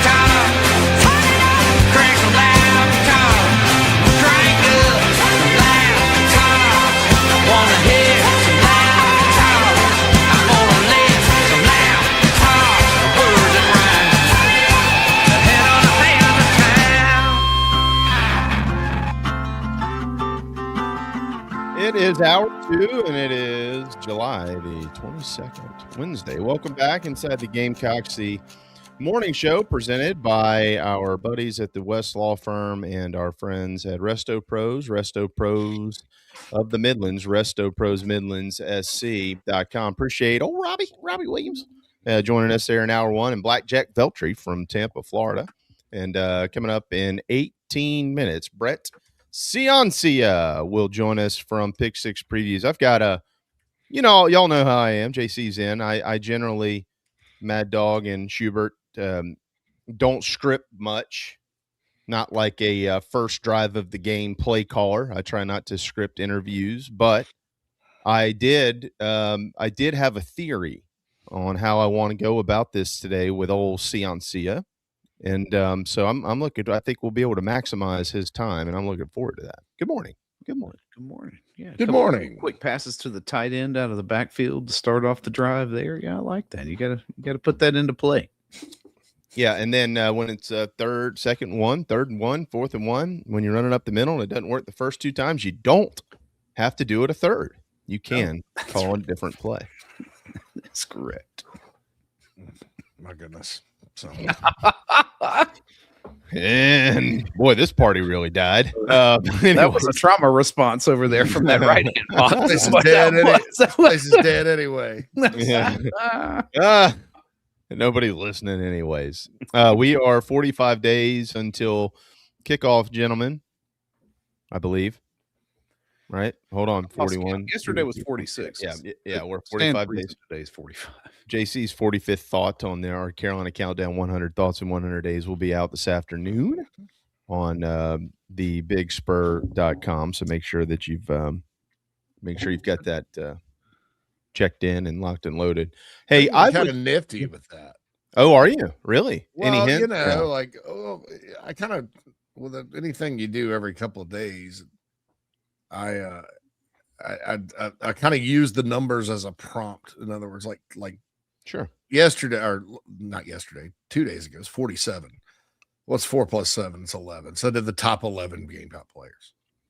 Today, I'm going to do I'm calling it in my head the Nifty 9. Oh boy, some sort of group of 9 players. I'm going to ride that for a little bit on the countdown. Okay. All right. Rankings. It's what I'm known for. Wow, that sounds good. So Nick Saban was on this morning. I don't know if any of y'all caught this or not. And we'll see how much time we have with Ciancia to maybe we can squeeze this in, maybe not. But Saban said, I'll just read you the quote. Well, I've been a proponent for 10 years, so it only took us 10 years to get to this 9-game SEC schedule. First of all, players love to play in competitive games. Second, fans love to see competitive games. That's number 2. And I also think that it's important that you give even a better opportunity to prove that you're the best team, that you belong in the SEC championship game. So I actually think we should play 12 games against Power 4 opponents each season. That's it, because it's a business and people want to see those games. TV wants to have that kind of inventory to show those games. So I think that's really, really important, and I'm glad that we've gone to a 9-game schedule. I think it'll be more interesting for the players and the fans. I missed who said that? Nick Saban. Saban. Oh, okay. Who I agree with 98% of what he says in football, when it comes to football and life too, for that matter. But I just, here's the problem. Somebody has to lose. And we have a built-in buffer in college football to where 3-8 is bad. 3-9 is bad. 5-7 is horrible. Because if you got 2 cupcakes, 3 sometimes, you're really 2-7. You really sucked. With that, you could be really good. 5-7. Tell me you work for a corporate partner without telling me you work for the corporate partner. I would say Phil, he has said this for years, though. Yeah. I know that. And I always thought it's just because he had the best team, But I think that there is a lot more to peel back on this onion. Okay, let me say this. I agree with him from the standpoint of what, as a consumer, I would like to see. Would y'all agree with that part? You'd like to see 12? Okay, we all agree there. All right, let's put that on the shelf for a second, though. We got to find a way to be fair to the sport. So you're not going to – no league is doing that unless all leagues are doing that. That's number one. If you do that as well, that means that you are taking the G5 and you're separating that from Power College Football. We can all agree with that as well, correct? Because you're not going to play the game, so why are they going to be a part? I mean, they can't be a part of that level of the sport, so you're not going to play them. Okay, so that goes on the side over there. The next thing, though, I think comes back to something I've mentioned before, which has been doo-dooed around here, but I don't care. I'm going to say it again. If you do that, if that's something that the powers that be look at this and say, this is what is actually best for the future of college football, not tomorrow, not next year, not in 5 years, the future, in general, period, the end. The NFL is never going to change. The NFL is always going to play NFL teams. There is no G5 in the NFL and Power 5 or 4 in the NFL. It is the NFL. So if you're going to go to that model, you have to go to a regionalized model where teams who make an expanded playoff earn it on the field, period, the end, and you're just going to have to live with what those regions look like. because we have seen the NFC South have a team that gets in because they win the league over a team that finishes third in the NFC West, but they're better than the Panthers and the Atlanta Falcons. That's the only way it works. You cannot have a committee. You cannot have a committee pick 12, 16, or 24 teams or whatever it ends up being when you're playing 12-game Power 4 schedules against conferences that are just nowhere near equal. You have to go to the win and you're in model. What is your record? How did you get there? That's it. There's nothing else to talk about. So, like, does that mean that you have the Big Ten and the SEC and you've got 34 teams in each, which means that you have 7 regions and you play every team in your region plus teams from other regions, but your region record is going to get you in, and then you got tiebreakers for number 2? Maybe that's what it means. I don't know if you're going to let that many teams in there, but you can't have a committee pick that many teams, guys. It won't work. As a disaster, especially with the way they pick it now. I mean, can you imagine? Oh, well, these 4 teams from the Big 12 all went 10-2. Right. But there's 8 teams from the SEC that went 7-5. And you know, or I just, yes, that's just not, it doesn't, if everything aligned, and I think to achieve that type of alignment, JB, that would be what you would have to do. And I actually like that model.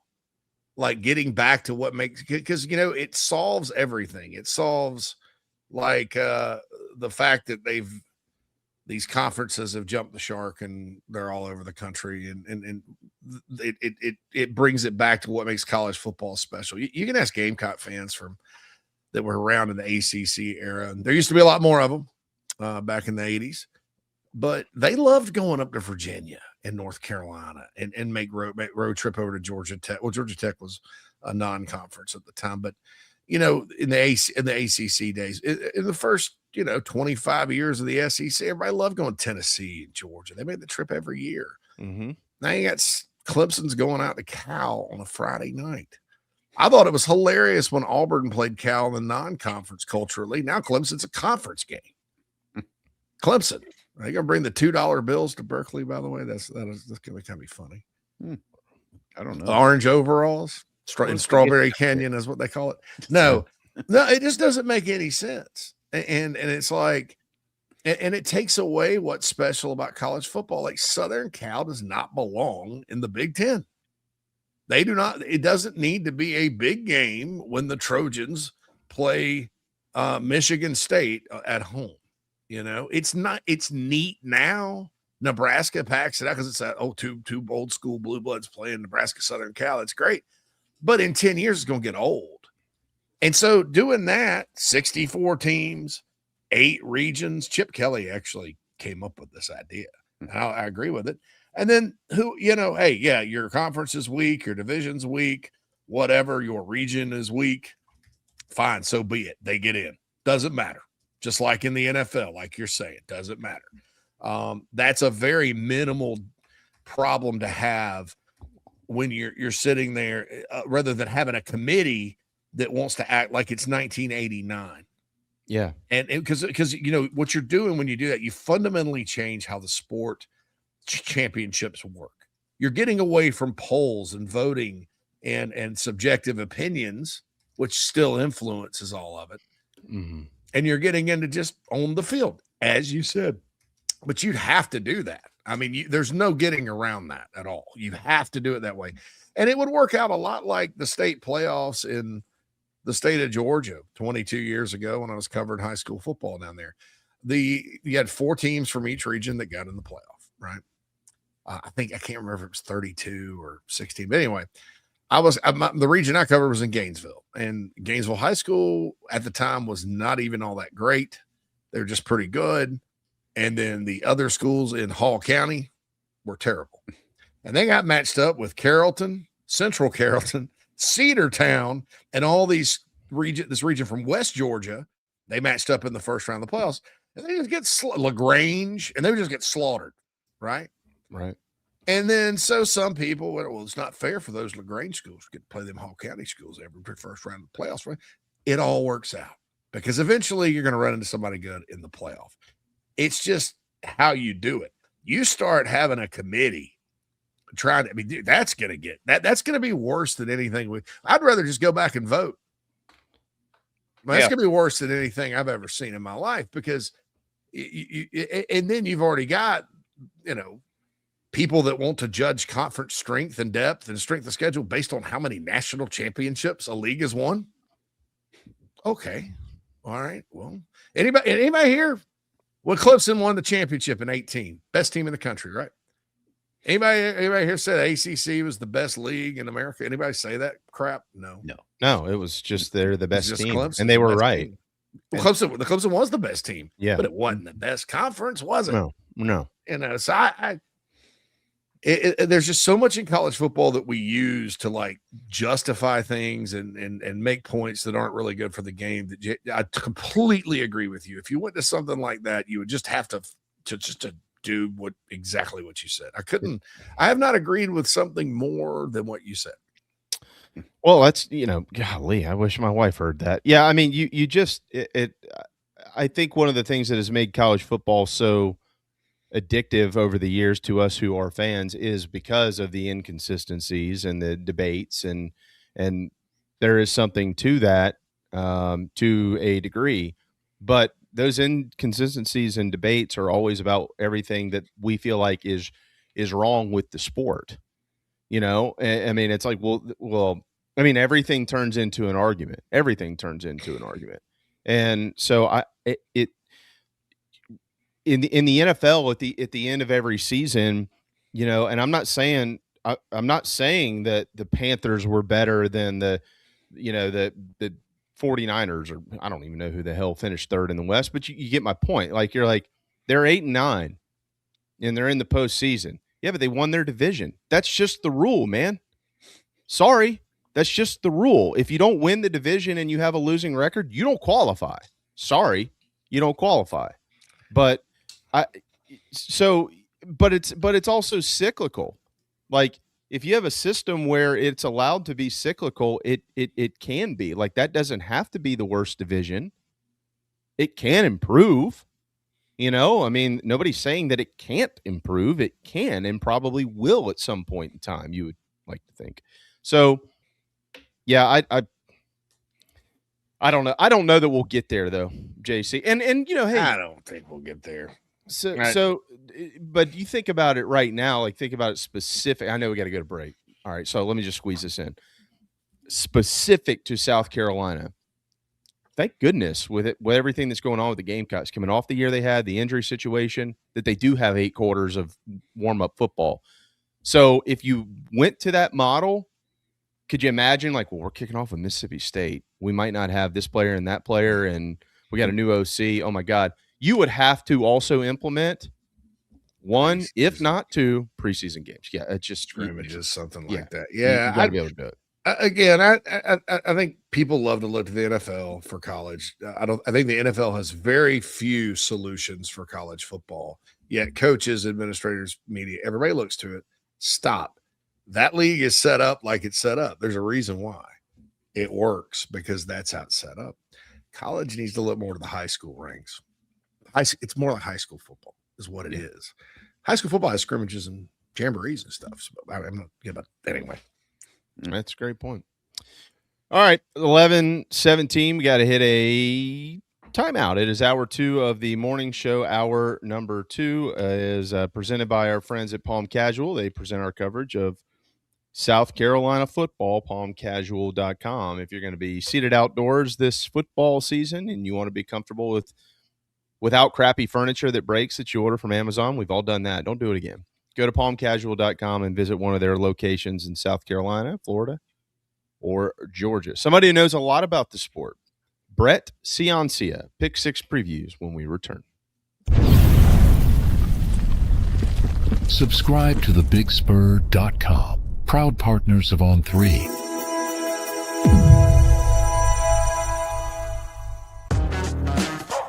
Gamecock Traditions is your Nike superstore and your home for anything and everything with a South Carolina logo. Visit us in the Midlands and order online at GamecockTraditions.com. Go Gamecocks!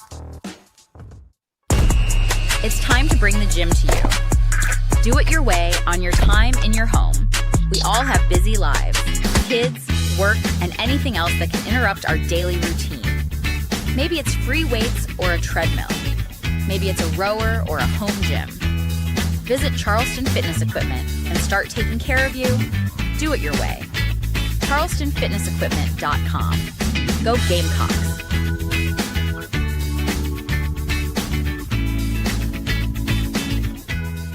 Visit fourquarterfriday.com and join the Varsity Club for just $1 today. Whether it's fireside or poolside, if it's time to watch the Gamecocks, Palm Casual will make your outdoor space the best it can be. Visit palmcasual.com and come see us at one of our South Carolina locations. Go Gamecocks! Today and every day, we celebrate our great state of South Carolina. This week, our hometown highlight takes us to the PD in Lake City, home of the great Darla Moore and our friends in Johnsonville. We love the PD. Hey guys, this is Mason West with the West Law Firm. We want to say hey to all our friends and family out in Lake City and the Johnsonville areas. This is a great football part of the state. If we can help y'all out in any way, give us a call, 843-897-7525.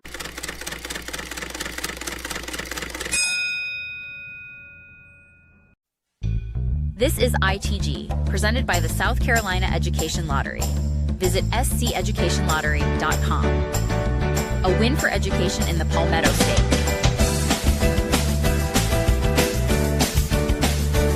Your love lifting me higher than I've ever been lifted before. So keep it up, quench my desire, and I'll be at your side forevermore. You know your love keep on lifting me higher, higher and higher. I say your love keep on It is 11:20. As we mentioned, we are 45 days until the Gamecocks will kick off their season in Williams-Brice Stadium. And for the first time ever, we get Brett Ciancia with Pick Six Previews, the number one most accurate in the nation, the last 10 years at predicting college football. Glad to have you, my friend. How are you? Well, thanks for having me. I'm honored to be on. And yeah, it's a busy time of year with Pick Six Previews. The 2026 edition is published. It's shipping out across the country. So really excited to break it down. I call it a never-ending research project, really, with all the player movement, the biggest coaching carousel of all time, really a 7-month project. So I'm excited to publish. And now the fun part, we get to talk about it, break it down. So, JC, here's what we need from Brett. You can text it to me. You don't have to put it out publicly. Maybe you have. We need a picture of your Saturday setup, how you follow along throughout the season. Describe that. Absolutely. Well, it's 4 TV screens for 14 hours. It's pretty simple, but that's all it is. The beauty with college football and football in general is, you have a play for 5 seconds and then you huddle for 30 seconds. So, and usually half the screens are on commercial anyway. So I can really watch 4 games play by play the whole game. So I just absorb as much as I can on Saturdays. There's some stuff on the grill out back, make it a whole day. I mean, Saturdays are the best. Then Sunday, it's really catching up on what I might have missed, looking at game recaps, looking at the games upcoming, getting my weekly edition of Pick Six Plus published and sent out. That's my stat package, my picks package.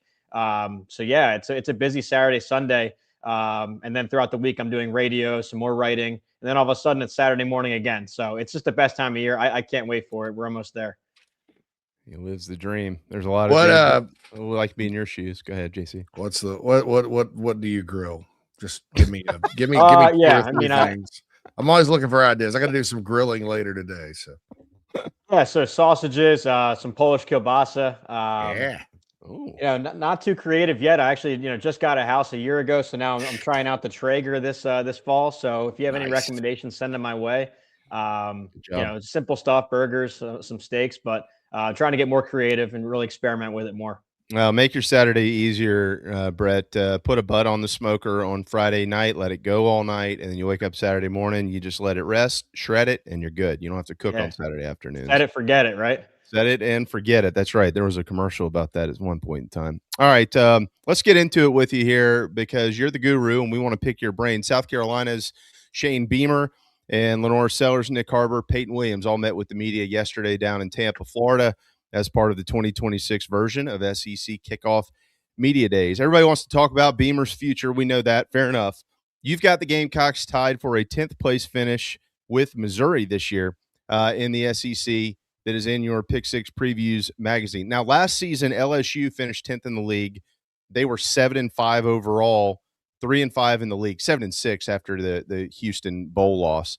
Are you thinking something similar for Carolina, and which games do you have circled on their schedule that are crucial to improving that win total? Yeah, well, I think with South Carolina, a lot of positives stand out. I think the offensive coordinator hire was definitely needed. And I think when you look at Kendall Briles' track record with this type of quarterback, this athletic type of quarterback, he's had a really nice track record with that. I mean, RG3, De'Ara King from Houston, KJ Jefferson in Arkansas, these are guys with similar skill sets to Lenore Sellers. I think it's going to click. So look for a bounce back season from Sellers. I like Nick Harbor on the edge, probably the fastest player in college football. At least the fastest receiver. And then defensively, they lost a lot from the line, but then they also backfilled pretty well. You get Dylan Stewart back, a potential All-American off the edge there, a couple four-star transfers from Illinois and Alabama. So I like what they reloaded on D-line. Schedule-wise, I think they got a pretty beneficial draw here. They draw 4 of the bottom 5 in the SEC. So that's favorable to get back to bowl season here. I see 2 wins, obviously, right out of the gate with Kent State and Towson. And then drawing 4 of the bottom 5 of the SEC. If you take care of business, that should get you to 6. That should get you to bowl season. Then you have your swing games. You got the road trip to Clemson, who is a fringe top 25 team, similar to South Carolina. So, yeah, there's opportunity to get to 7 or 8, I think, for sure. Is there a ceiling? Do you have that ceiling at 7 or 8, or would you put it just a little bit higher than that, depending on how things go? I would think 8 for me, because you look at it, you have with the SEC going to 9 games, a lot of these resumes are going to look uglier than you're used to. You know, I can already hear the arguments now in November. These 9-3 resumes are going to be stacked up against each other. But when you look at Carolina's schedule, a road trip to Alabama, that's going to be really tough. Road trip to Oklahoma, and then the home games with Tennessee, A&M, and Georgia. All 5 of those teams are in my top 15 in the book. So, I mean, nationally. So, I mean, it's a really tough top of the schedule. So, a very clear, I think, 6 or 7 wins, 8 being your home run scenario. You're going to need to flip a couple major upsets to get above that. Can I ask you about Tennessee? I didn't watch, admittedly, I didn't watch them a whole, because they just kind of beat the teams they were supposed to beat and didn't beat the teams. I watched the Georgia game. A lot of people are buying them, though. And I looked at, and we've talked about it, and I've been trying to kind of figure it out. What do you like about Tennessee? Yeah, well, you're right about that. They beat their unranked teams, lost to their ranked teams. It was very straightforward last year. After the big offseason drama with Nico, and that's kind of settled in as an 8-4 type team. But I think they bring a lot back. They're going to be improved this year. So first on offense, 8 starters back from a team that put up 40 a game. Josh Heupel has been one of the best offensive minds in the sport. And I know they don't know who the quarterback is, but they have 2 legit candidates, 2 former near 5-star type guys, redshirt freshman and a true freshman. So I'm confident with their offense, really, a big 3 at receiver like they always have.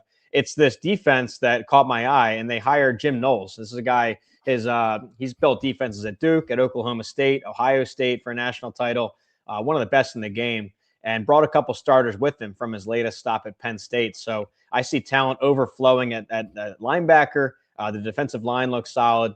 So I think what you have here, the formula of a veteran offense, a quarterback guru teaching 2 young quarterbacks, and then maybe the best defensive coordinator in the game taking over on defense. So I like Tennessee. I have them 15th in the country. That's on the fringe of a playoff berth. So I think they're going to be improved this year.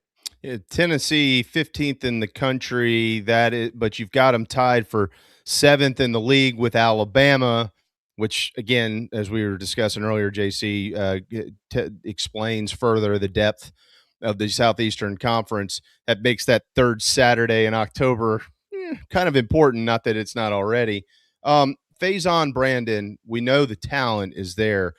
You expect him to get the starting nod, and with all of that talent returning around him offensively on Rocky Top, how quickly do you think that helps his transition from high school into SEC starting quarterback? Yeah, well, I'd say at most places and in most schemes, I'd be very skeptical. But when you look at what Heupel has done here with his quarterbacks, just think of last offseason, the whole Nico thing. They brought in Joey Aguilar, I think it was in May or June. It was after spring ball. And they got him up to speed right away without even a spring ball. He had fall camp to get ready. And then Aguilar went out and he finished second in the SEC in quarterback rating. So not just quantity stats, but quality stats, number 2 in the conference without a spring ball. So I like Heupel's ability to get these guys ready to go. And he's a true 5-star. I think he was number 1 overall quarterback, maybe number 2. He's legit. So they're going to be fine at quarterback. And I like the pieces around him. You look at receiver, Staley is back. They have a 5-star coming in, Takei Keys. He's going to be awesome. Big offensive line, 4 starters back. I don't see many weaknesses on the offense. And given the coaching record there, I think it's going to be solid again. And I think that everybody talks about offense with Heupel, but the defense, to your point, you made a great point there, hiring Jim Knowles. Yeah, they did win 8 games last year. Let's keep in mind 3 of those 8 wins, Mississippi State, Arkansas, and Kentucky, they allowed 33 points per game against those 3 opponents. They've got to be better on that side of the football. Carolina gets them in the, 6th or 7th game of the season at Williams-Brice Stadium, coming off of an off week. The last time Tennessee entered Williams-Brice, they were embarrassed on national TV by Spencer Rattler, 63 points on the board that night. But the first league opponent that will come to Columbia this year is Mississippi State. And look, we all around here actually have a lot of respect for the Bulldogs, Brett. Carolina has won 5 straight against them. The home team in this series has won 4 and covered 4 straight as well. You've got State 13th in the preseason in the league. They started 4-0 last year, but then they lost 4 straight in SEC play, and 3 of those 4 losses were by a touchdown or less, and 3 of those 4 losses were also against ranked teams. So what about the Bulldogs makes them dangerous? Yeah, well, you bring up good points there. I mean, they had Tennessee there tight in the 4th quarter. They had a big lead on Texas that they ended up blowing, but and then a 2-point loss to Florida. They were close losses throughout the year. I think they were better than the record showed last year. Still building under Jeff Lebby. But when you look at their offseason, you're not going to catch many headlines on recruiting or big transfer acquisitions. Their main thing was roster retention, keeping those guys already that they have in the building. And I thought they did really well with that. That's what really they based their offseason around. And now it's all about their dual threat quarterback, Kamario Taylor, entering now his 2nd season there. He started the finale last year. He started the Egg Bowl, if you remember, against Ole Miss. But he's their highest signed quarterback in school history. So dual threat guy. He's going to be dynamic for them, really all in on their quarterback. And then defensively, interesting hire. They brought back Zach Arnett. This has actually happened 3 times here in college football this year where teams hired a coach they just fired. So Arnett was, of course, their head coach. They fired him. It was a tough spot taking over after Mike Leach, but his defenses were always solid here. And so he's taken over now, maybe try and fix that defense a little bit. They're going to need it. But, bottom half of the conference for Mississippi State, but, they have the potential to shock some teams throughout their schedule. I know Brent Pry. Who's the third? The Purdue defensive coordinator. So not really the opposite of not really a splash hire, because when he was fired, he was they gave up the most points in America, and then 2 years later they hire him right back. So I don't know what Walters. I don't know what's going on there. Coach O went back to LSU too. It's not as oh yeah, I should have considered. Oh yeah, don't forget about him. You can't forget about me, bro. He's just there to be there drinking. He's just there to chill. Yeah. He's just giving them beach recommendations and where to find the ladies and stuff. There's a lot of transfers, when you come to town, you don't know where to find the ladies, and that's what Coach O's there to teach them. All right, Alabama. Kalen DeBoer was on the set earlier this morning down in Tampa, as we mentioned just a little bit ago, or I believe maybe you mentioned it. They are tied with Tennessee in your preseason rankings for 7th in the SEC, but that doesn't mean that they won't be a playoff contender. It actually means that they will be a playoff contender in this league. This is the 3rd straight year for the Gamecocks facing the Tide. 2 years ago, down in T-Town. Lenore Sellers in South Carolina had a chance to pull a stunner, and they came up just short. We'll see what happens this year. Now, hey, look here. Here's some history for you. If Alabama actually finishes where Brett Ciancia says in the league, 7th, that'll be the first time since 1984. 42 years since they finished that low in the SEC. Remember, divisions came into play in 1992. What is your biggest concern for the Tide under third-year head coach Kalen DeBoer? Well, yeah, talking history, I mean, that's a big time frame, but how about this? It was their worst rushing offense ever in school history. I mean, you got to go back 100 years of them keeping stats. Worst rushing offense in Alabama history. In the playoff there, in the postseason against Georgia and then into Indiana, they averaged under 1 yard a carry. They just couldn't get any push. So it feels strange putting Alabama this low. I've been doing this Pick Six previews now for 15 seasons. Now, I launched in 2012. That was peak Saban dynasty. They were rolling through every year. I've never seen so many questions on an Alabama roster heading into the season. I mean, and not even quarterbacks. I think the quarterbacks will be fine. It's really the offensive line, their run push, defensive front seven, stopping the run. They lost several starters to other programs. You never used to see this. It would be them stealing other people's starters, but they lost several of their starters to the portal. Now, they recruit well enough, number one or top 5 every year, to remain in playoff contention, but I just don't see it. I don't see a return trip to the bracket for them. Too many questions. If that happened, they just gave him what was it? Guaranteed $70+ million.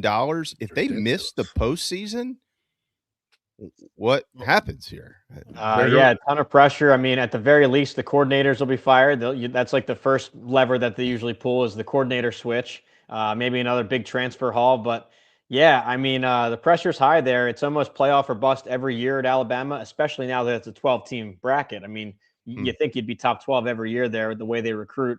But yeah, I mean, Ryan Grubb, I like him as a coordinator, offensive mind, but his rushing attacks have struggled over the years. I just don't know if that's going to be fixed overnight. I don't see any reason to pick it. So, yeah, again, it feels weird doing it, but I've got them 16th in the country, 8th in the SEC.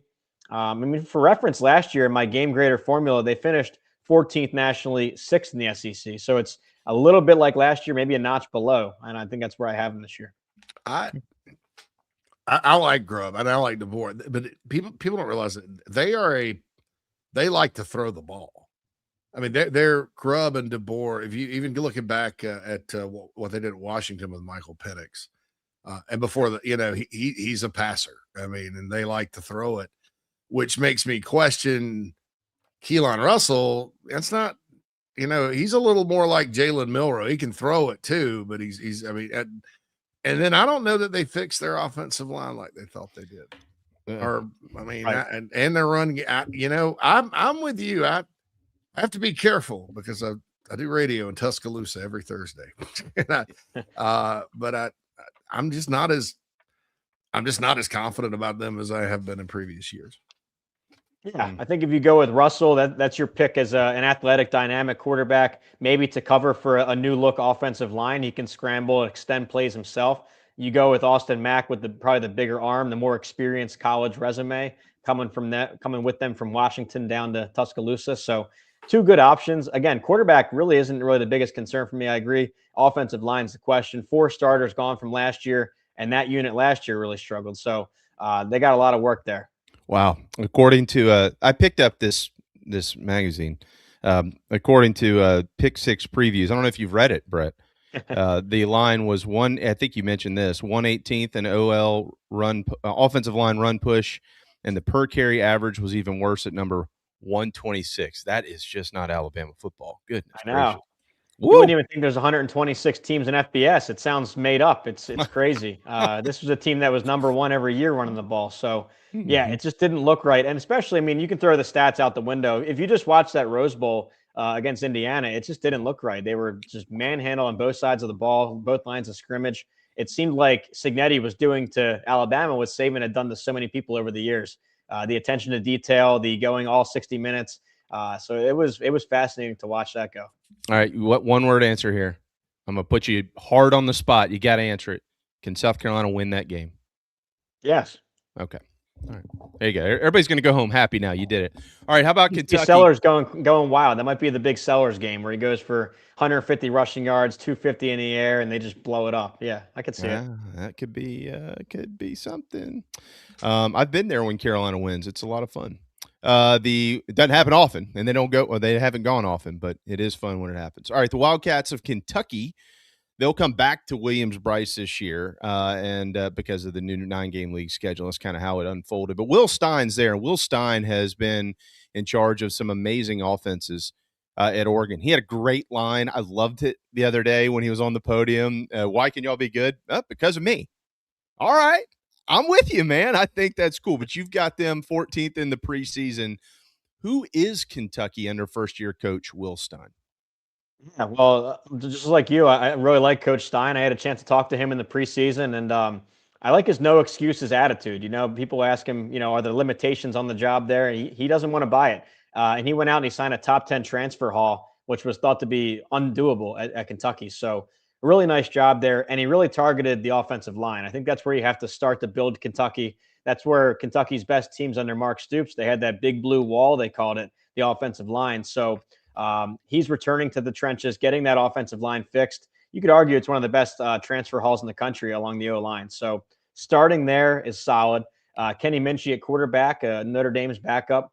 He took C.J. Carr down to the wire in fall camp last year, and Carr ended up as a top 5 quarterback in the country. So I think you like Minchie there, quarterback. A lot of questions on defense. It's a lot of guys that were former top 100 or top 200 recruits, but maybe we're back up so far at the college level. So high resumes on paper from high school, but maybe not much in the college ranks yet. So that's always questionable. So yeah, I like the hire big time. I think in a couple of years, it's going to start to really pay dividends for Kentucky. It's just for this specific season. Yeah, I've got them toward the bottom of the conference. Yeah, Kentucky comes out. They got Youngstown State. They'll win that game, but then they host the Tide in week 2. I would say Alabama might want to be careful. It's a blue-collar road game in week 2, so who knows? And then they go to College Station. Not predicting that they win either one of those games. I'm not saying that, but we'll certainly be monitoring the Wildcats for progress. Are you okay for 3 more teams quickly, and we'll get you out of here? Sure. You good? Okay. All right, cool. Here's another one with a new coach, the Florida Gators. John Summerall, who I think was very impressive today on the podium as well down there. Carolina will head to the Swamp in week 6. They've only won there twice ever. That's just for our notation, not yours. But you've got the Gators picked right behind the Gamecocks in year 1 for Summerall, number 12 in the league. One thing we know about Florida is they always have plenty of talent. The other thing we know about Florida, they love to score points. Steve Spurrier brought that mentality back to the Swamp in 1992 or somewhere around there. But can that talent win? So can they score points? That's the question, Brett. Can this team score points? Well, yeah, I like the hire. Like you said, well, Florida, when they were at their best, it was these high-flying, what do they call, fun and gun offenses under Spurrier. And I think with this offensive coordinator hire, he signaled that. He wants to return to that style. So with Buster Faulkner coming in, he was named the coordinator of the year last year by Football Scoop. That's a big honor for him, the way that he was able to build that offensive line at Georgia Tech, get Haynes King to 10,000 career yards, dual threat guy. So I like the coordinator hire. I like the head coach hire in general. I think he's a winner. Now this transitional team, it looks like kind of a rebuild to me. Usually when you sign or when you make a big coaching change like this, a lot of transfers flock in. They were actually still dead last in the 2-year transfer average in the SEC. So not really a huge transfer boom coming in. They do recruit well from the high school ranks, and that's what they tried to go with is roster retention. They called it their Fab 5. Their 5 guys they were able to retain in Gainesville. Jaden Ball being the leader there at running back. But I see more of a transitional type year. I think we're going to learn a lot more next recruiting cycle because for Florida to really hit their peak as a program, they've got to be a top 5, top 10 recruiter every year. We're going to learn about this program going forward come December at signing day, I think. Well said. Brett Ciancia, Pick 6 previews. What is their ceiling, win total ceiling? What do you think, ballpark? I mean, looking at it here, FAU and Campbell, that's 2-0. Auburn's a toss-up. You got losses to Ole Miss, Texas, Georgia, Oklahoma. I think a ceiling for them is 8. I mean, probably more like 7 to me. The key is a lot of those swing games are on the road. You look at a road trip to Auburn, a road trip to Missouri. If those were in Gainesville, maybe you flip it up to 8 wins, but I'm going to keep them around 6 or 7. South Carolina goes down there October the 10th. All right. Who am I missing here? Oh, there you go. So I got a stat for you. Okay. You're welcome to use this anytime no credit necessary or anything like that. Arkansas, Carolina's final road trip of the season in the league is in Fayetteville against the Razorbacks. So this is the first time in 4 years that the Gamecocks have been there. They've only been there 6 times this century. They were in Little Rock. They used to play in Little Rock early in the 2000s and prior to that, but they've only played in Fayetteville 6 times this century. Carolina's record in Fayetteville, regardless of how good Arkansas is 2-4, and they allow an average of 42.25 points per game. Nobody seems to know why. This has been happening for a while around here. I think none of us believe Arkansas is going to be really very good. You've got them at the bottom of the league, 16th. Ryan Silverfield comes in. I'd like to ask you about him. I feel like of all of these coaches who are new to the SEC, he seems to be the one with the most unknowns or question marks. What do you know about Ryan Silverfield, and what has he done to improve this team in the offseason? Yeah, well, bringing in Coach Silverfield, he's had a lot of success at the non-AQ ranks. Over at Memphis, he went 50-25, had them competing for the AAC title most seasons there. Big offense. I think he's a former Mike Norvell guy back when they were putting up a lot of points. So offense-based coach. Yeah, I mean, I'd like to hire for them. I don't really see many position groups to find, to hang your hat on, I should say. Like, I don't know where the strengths are on this team. It looks like a total rebuild in every sense of the word, textbook rebuild. What he tried to do in the portal, it's clear on both sides of the ball are different. On offense, he went with guys from the lower levels like the FCS, the non-AQ, that are all conference guys, experienced starters, but from a lower level. On defense, it's the opposite. It's these former blue chip recruits that are backups or third stringers in the SEC that are looking for a starting job. So we'll see if all that comes together. It's kind of hit or miss, but I'm going to keep them towards the bottom until they show me something. That second game of the week, it's a rough year to get Utah on the road in week 2.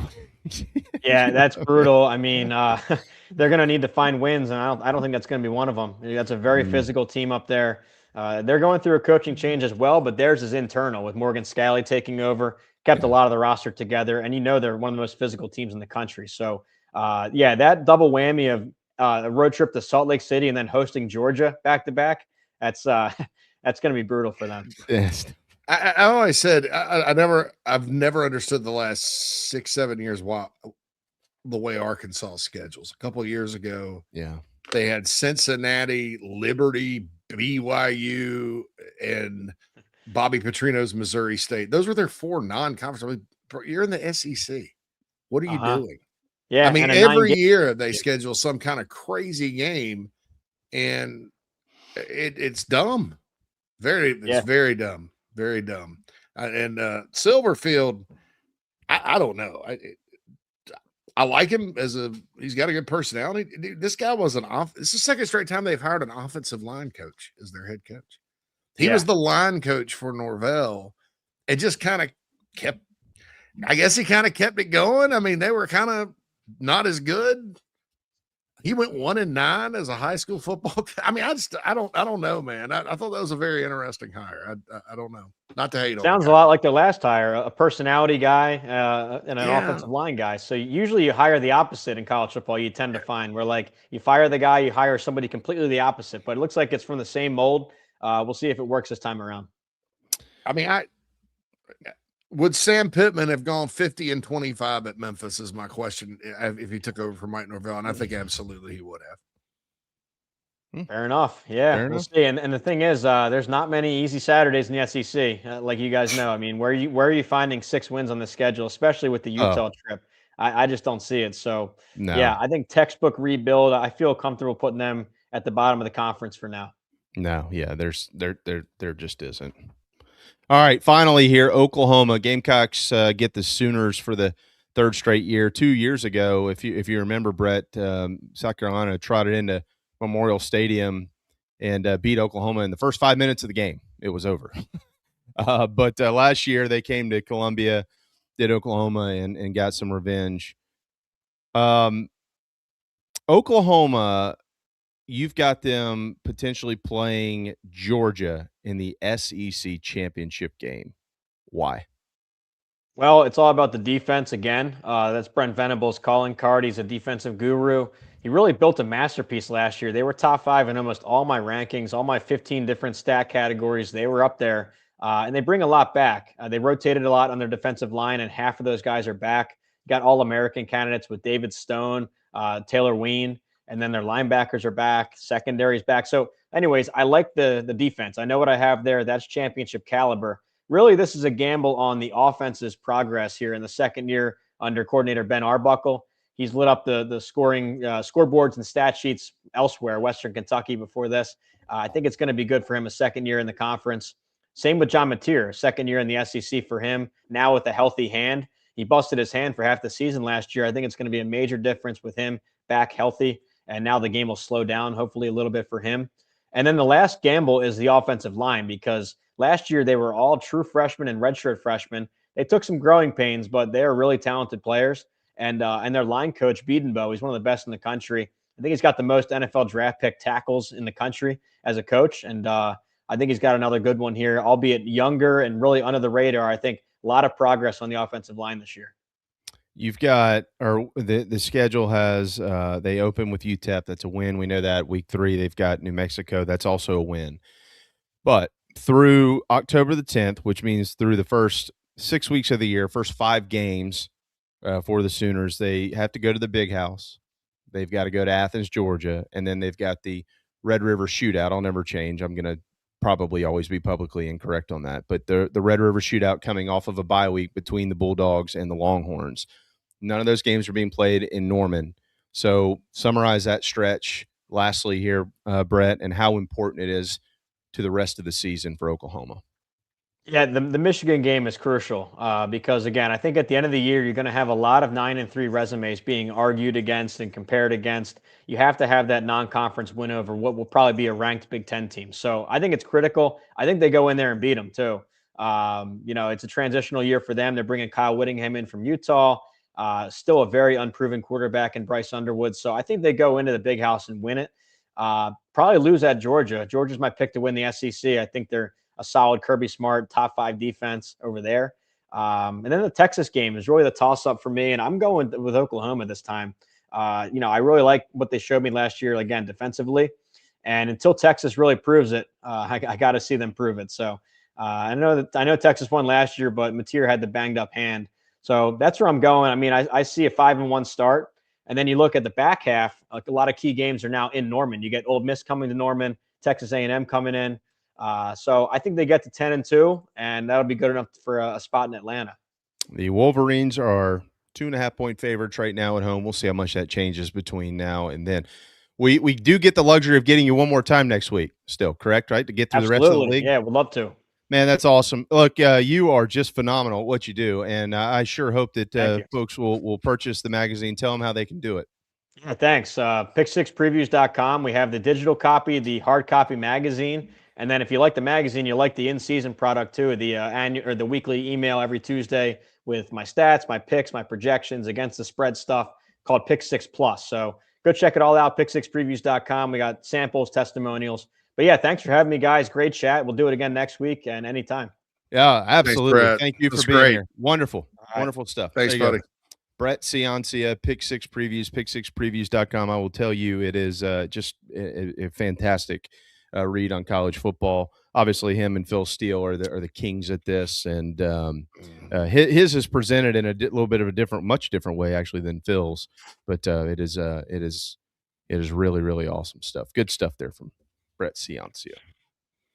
So, real quick, I saw it in the chat box. If you're a subscriber to thebigspur.com, this is who we have, or I've had in the last couple of few days as far as a committed prospect unannounced. Slade Bird out of Hilton Head Christian down in, guess where? Hilton Head, South Carolina. He was previously going to head to Stetson. They had a coaching change, 4th-ranked outfitter in the state, according to our friends at the Diamond Prospects. He will most likely be an outfielder at the University of South Carolina.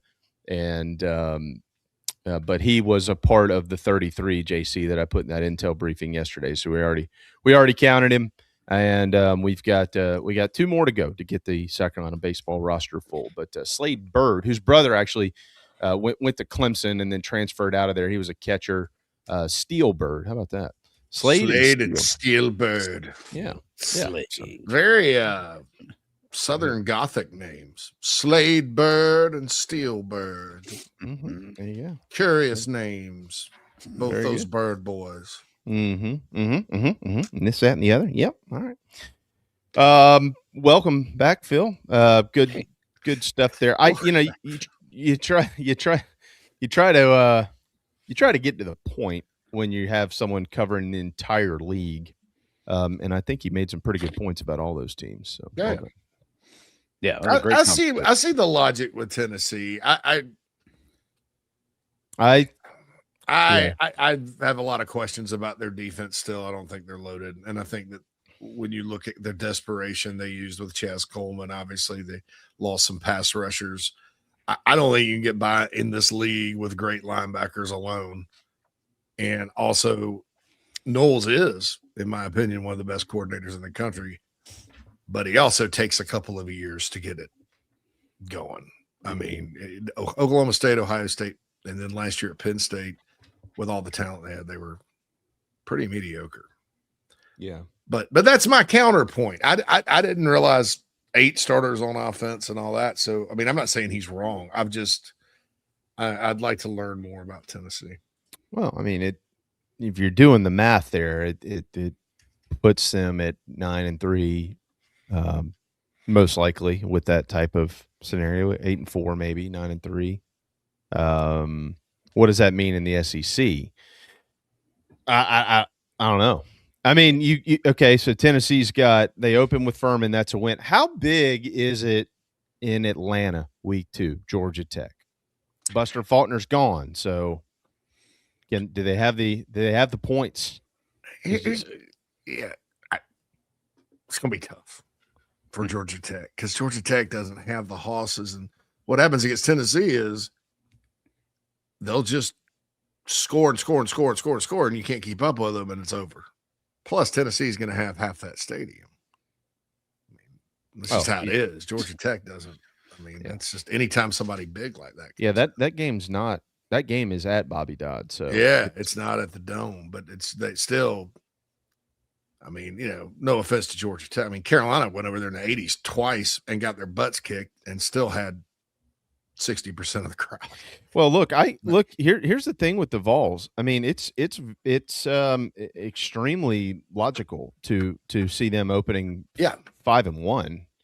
I mean, is Texas coming to town? Is Texas going to go in there? I mean, Texas that folded at the Swamp last year, they're going to go at 105,000.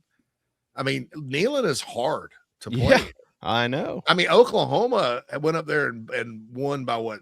I was looking back. I forgot that game was like 3 points. I mean, Tennessee, flawed as Tennessee was last year. Of course, Oklahoma's offense wasn't very good and went up and down the field. But anyway, it's not. What a day. Their schedule does set up for them well. It does, I think. So. I mean, if you pull that off, there's almost zero reason they shouldn't be undefeated when Alabama comes to town. The thing with the Vols is after Bama, this is a good spot for the Gamecocks because they travel to Columbia.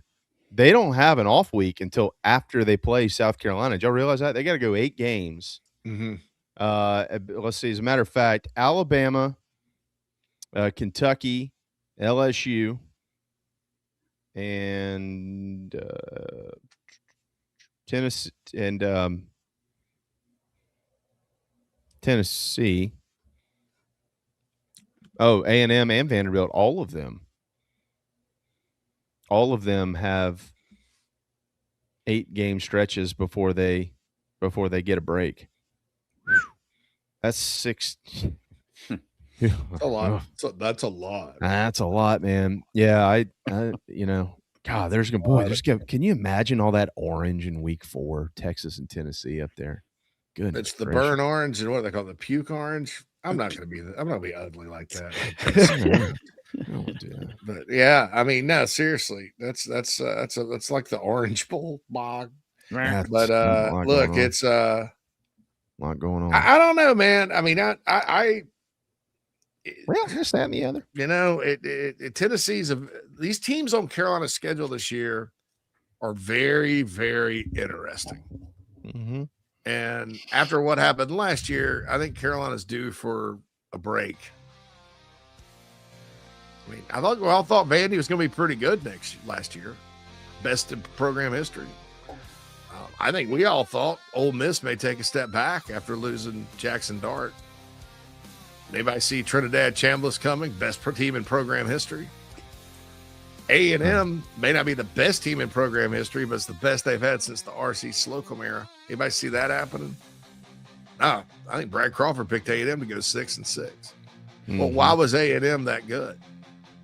Because everybody that was supposed to be good on their schedule, Carolina included, and Auburn and Florida and Missouri, and they lost their quarterback and all that, went to, you know, I think this year there's less no-brainer teams, and things can go very quickly, and I think Carolina's due for some of that. For what it's worth, week 4 in the SEC, I am thankful that the Gamecocks are. Well, I'm not thankful. You know, hopefully they can win the game, but it's a barn burner. You got Carolina at Alabama, Oklahoma at Georgia, Texas at Tennessee, A&M at LSU, Vanderbilt at Auburn. Did I say Ole Miss at Florida? Ole Miss at Florida. Missouri at Mississippi State. What a week. Could be just, yeah. Alabama. I don't know about Alabama either. It's, you know, it's part of me's like Keelan Russell's a superstar and he'll be good. And part of me's like, they didn't fix anything else. Yeah, people talk about Buster Faulkner. What was Georgia Tech's offense last year? Haynes King run it and get the crap knocked out of you. That's right. All right. Haynes King sacrificing. I'm sorry. Is there a Haynes King in the building in Florida? Is Aaron Philo or Trammell? I mean, I don't know. You tell me. Everybody talks about Will Stein. Who the hell hasn't been a good offensive coordinator at Oregon? It ain't that hard. Trust me. It ain't that hard. Now, I liked him at Texas San Antonio, too. Don't get me wrong. But guess what? He's not calling plays. Where have we heard this before? Yeah. Guess who is? The most average OC in the history of the SEC. Not below average, not above average. Average, Joe Sloan, who was the coordinator at LSU the last couple of years. Yeah. I mean, that's the answer. And then guess who they hired? And for defense, they got rid of Brad White. He's at Florida now. I think that's a special hire that Florida made. They hired our boy Bateman from A&M, who wasn't even running the defense down. Mm-hmm. You know, people talk about Mike Elko. Guess what? Their OC's at K-State. He promoted a career assistant, Holman Wiggins, never called a play in his life. I keep reading, we're going to have Marcel Reed do more NFL concepts because Holman was with the Colts. Where have we read that before, ladies and gentlemen? Oh my, yeah, that's just now shivers down my spine. You may think I'm just going on and on, trashing every team on the schedule. You are. No, I'm not. Maybe they all beat Carolina like a drum. I mean, you literally think the schedule just sucks. There's some questions out there people are not asking about some of these teams. We just talked about this earlier with South Carolina. Like, nobody thought yesterday in the national media, nobody other than the local guys, to say, well, Coach, Kendall Briles, why did you hire him versus the guys that you hired before? And tell me about what makes Lenora Sellers a better player under Kendall Briles than previous offensive coordinators whom he has played for. This is his third in 3 years. Why is this one different than the last two? No, nothing. Nobody said a word. And look, and everybody, you know, like our boy Brett, who does a great job, and he's right about Josh Heupel and Tennessee. But guess what that offense at Tennessee is?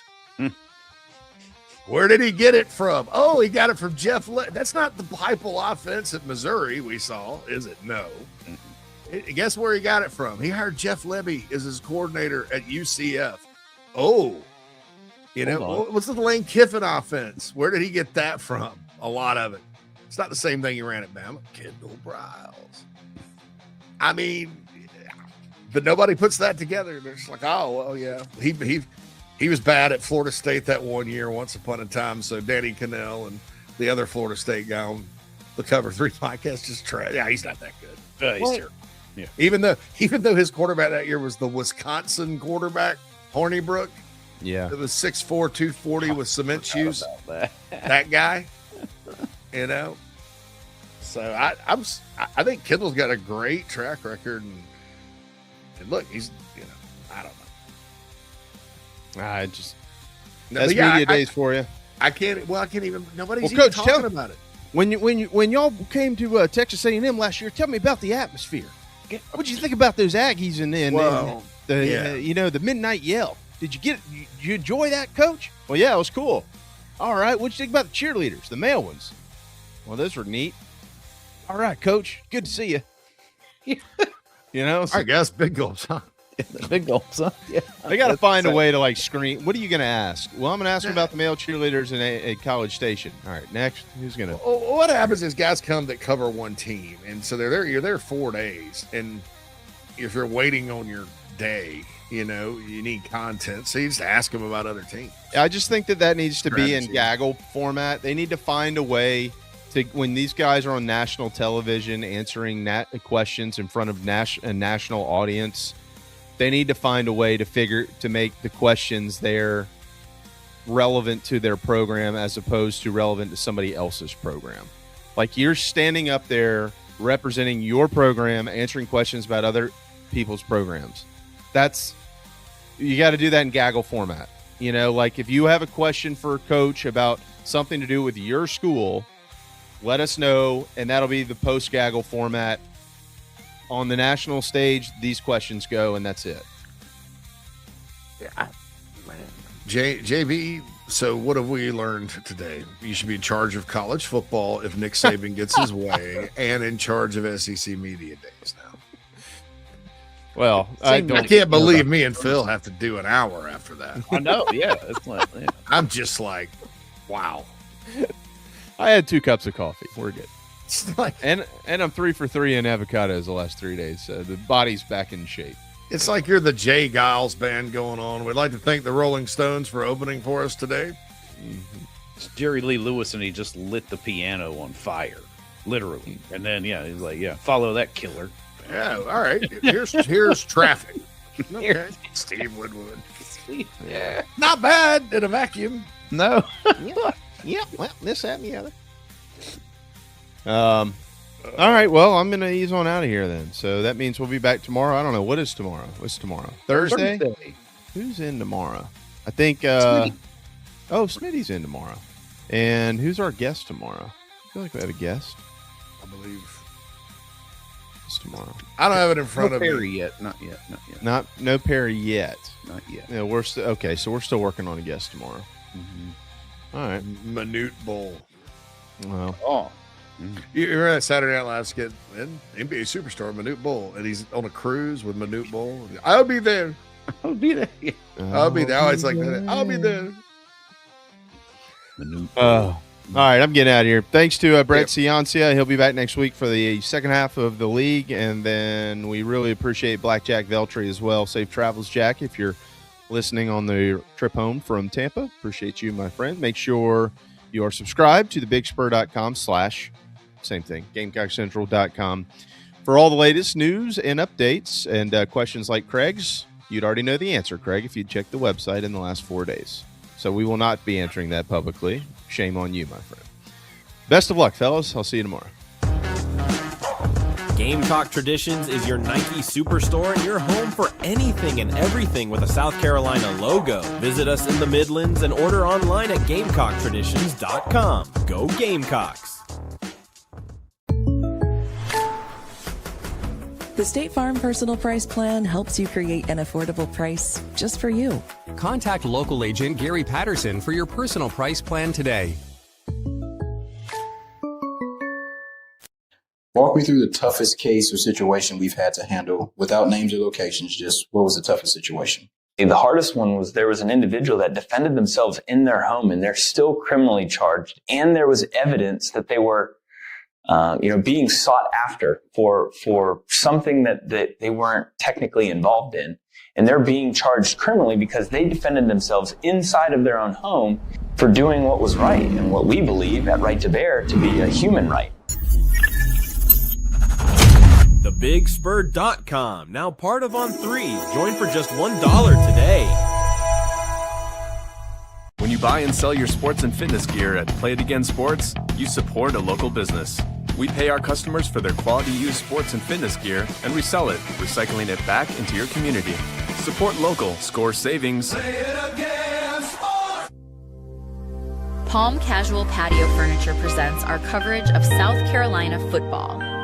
Visit palmcasual.com today. Make your outdoor space the best it can be. Go Gamecocks.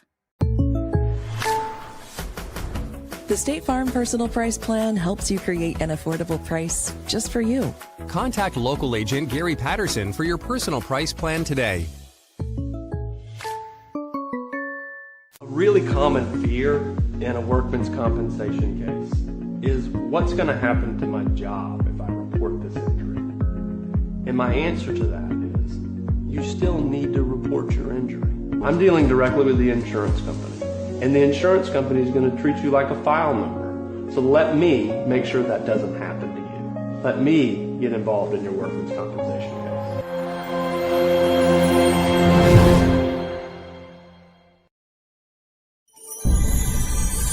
Coffee, weekday mornings with JC Sherbert. Watch or listen on the Chief Sports app, the Chief Sports YouTube page, and available on Apple and Spotify.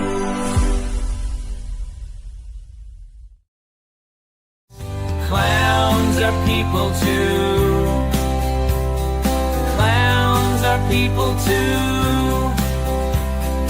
Now I own some tiny horns and got me those red shoes. I don't know much, but know one thing that's true. If you don't know anything, just know that clowns are people too.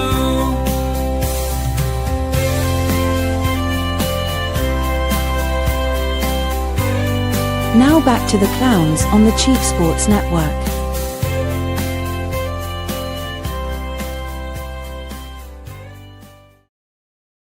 It is Inside the Gamecocks, the show. Phil Mad Dog Mullinax, JC Sherbert in with you here. Coming off of Shane Beamer's appearance at SEC Media Days yesterday. Wow, there's not much going on with the national media when it comes to South Carolina this preseason, JC. It's just doesn't matter. No, expectations are I low. don't hear. It's fine. Yeah. I mean, look, you want that for relevance, but at this point, just it's like Beamer said. Yeah. Leave us alone. Let us go to work. We'll see you in September. Yep. And I think anytime you have a situation like that where you have something that's embarrassing that happens, which last year was, you really just want to get back to work and fix it. You don't want to talk about it. You don't want to say, well, just talk good about me and forget that I, went streaking through the lawn into the gymnasium, got in the car nude and asked my wife and her friends to take me by Kentucky Fried Chicken, which happened in the movie Old School. There's that reference there. You just want to get up the next day, maybe sleep it off a little bit, eat the leftover KFC. That's right. Just eat the cold chicken. A little bit of that slaw, though. Slaw's, I still like the slaw at KFC. I can't eat any of the rest of it at all. Not a slaw guy. I saw this thing too, where they're like, they make it out of rattlesnake meat. And I was like, oh God. Yeah. Not that rattlesnake meat isn't delicious, according to some. Right. And they say it tastes like what, Phil? Oh, chicken. Tastes like chicken. Chicken. But Beamer's like that. So yeah, I mean, our Beamer's, but you could also tell, I said this on Coffee today, when he was in the big media time. Yeah. He got just a little bit more and more intense and defensive when he started talking about like rattling off the successful things they've had. Mm-hmm. So yeah, I don't know. It's interesting. Like if you could flip the local beat gaggle with the national inside. That would be perfect. Right? When Wes and Chris, Jack will tell you this, everybody, that's the best part of it if you're a Gamecock, because they know what questions to ask. David Cloninger asks obviously what everybody wants to hear. And that's the best part of it, really. You know what? I like when they go on other shows too. You know what I'm saying? I mean, like he went on with Bill Gunner yesterday, early, and they kind of beat everybody to the scoop because it was before the local media. But it was, that's where you learn like specifics. But the good news at South Carolina, and I know there's a new SID, he thinks gone, but I'm assuming he'll set the same way. Beamer, this isn't just it. In a couple of weeks, they'll have the Birdies with Beamer golf thing. Right. All the assistants will be there. We get plenty of FaceTime with local media and stuff. I think this is just more of I don't know. It's more of an event, I guess, and because there's nothing really changing or new either. Like, I don't think they're making any officiating changes this year, nothing of really any huge import. So I don't know. It's going to be, I think, kind of a lackluster. Yeah. Well, I mean, a couple of years ago, it was Texas and Oklahoma news broke at SEC Media Days. Well, that's probably the biggest thing to have happened at this event in decades. Absolutely. Strategically. Right. So, Quantrell in the McKellar Enterprises Chat Box, it is wide open Wednesday. Says the people attending SEC Media Days are more worried about what's going on at the hotel bar than asking thoughtful questions. Plus, it's in Tampa. I've been to this event. I hadn't been. Gosh, last time I went, Phil, was 15 maybe in Birmingham. Oh, that's more recent than I'd figured. Before that, it was like 909. Okay. I went on a whim for 2 days, I think. But all right. So here's the thing. Quantrell, there's been times like I wouldn't go now if it was the biggest party on earth. There's been times where it's kind of been lame in that regard. Everybody and it was kind of during the blog, what I call the blog era of our business, when, just to tell you, just to be fully transparent, Facebook was driving a ton of traffic to media outlets, and they were making significant money. If you notice, after the 2016 election, Facebook changed their algorithm for political reasons, and now, then all these places went out of business, these blogs. And so what you do is it was called commodity content, and you go quantity over quality, because you just post it on Facebook all day and you make money off programmatic advertising, Candy Crush and the like, right? That's right. And so people would just grind, and if you had a website, like a subscription website, you wanted to bring every angle to your subscribers. Now it's like, how do you get a story from there? And on top of that, it's on TV. Like, it's on TV all day. When it wasn't on TV, you could get people to click on a video and stuff. But absolutely, the local media stuff, and our local media that covers South Carolina does a fantastic job. Can't say enough good about them. Most of them, in general, the vast majority. Just like anything else, I have my favorites, right? And I'm sure you guys do too. I was having a hard time catching up with like the players on TV. Like that was not. I don't know if it was. That's sometimes where you can get some things, right? Like the players, or if they haven't been coached up properly, they slip and say something. That's right. But yeah, Ethan thought about the Chris Marler question. Yeah, there's one of our favorites that's in SEC Media Days. I'm gonna try to get him in next week if he can fit it in, coming off of this week. Marler, some of these folks alone on our hour. Marler, Deputy Smitty, we miss those guys. It's about that time to get an update from those. Charles Power, we'll get those guys back in quickly in our hour, but it's just an hour now. So. Right, that's right. Goes. I was telling the wife today. I said, it goes pretty quick now. I said, because Phil usually doesn't have projects. He's not going to work on a project in 1 hour. No, right. So he doesn't have any fires to put out in 1 hour. No, so I'm not just sitting here talking to myself. Anyway, Ethan says Beamer likes the positive questions that are different And then the same ones he keeps getting asked. Yeah. I mean, by the time he got in there, I think he'd already, because they also do one for like radio and TV. It's like a big press deal.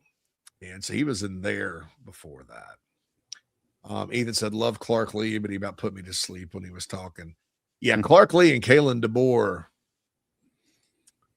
they're not going to. Don't take your Ambien before those guys hit the podium, dude. They can get a job with Audible, reading books. That's right. Luke says, JC and Mr. Phil are not clowns. LOL. But we are. But yeah, truly. We embrace it. Down inside. We embrace it. Ethan missed us. We missed you too, Ethan. Yeah, man. People are talking about eating snakes. Didn't mean to bring that up. Gamecock depression, ray of sunshine. Every coach says the same things about their teams. There is a lot of coach speak there. I mean, but what are you supposed to do? Yeah, I mean, you can't give away state secrets, and you haven't really seen any practices since Maymister. The late great Michael Leach, though, was classic.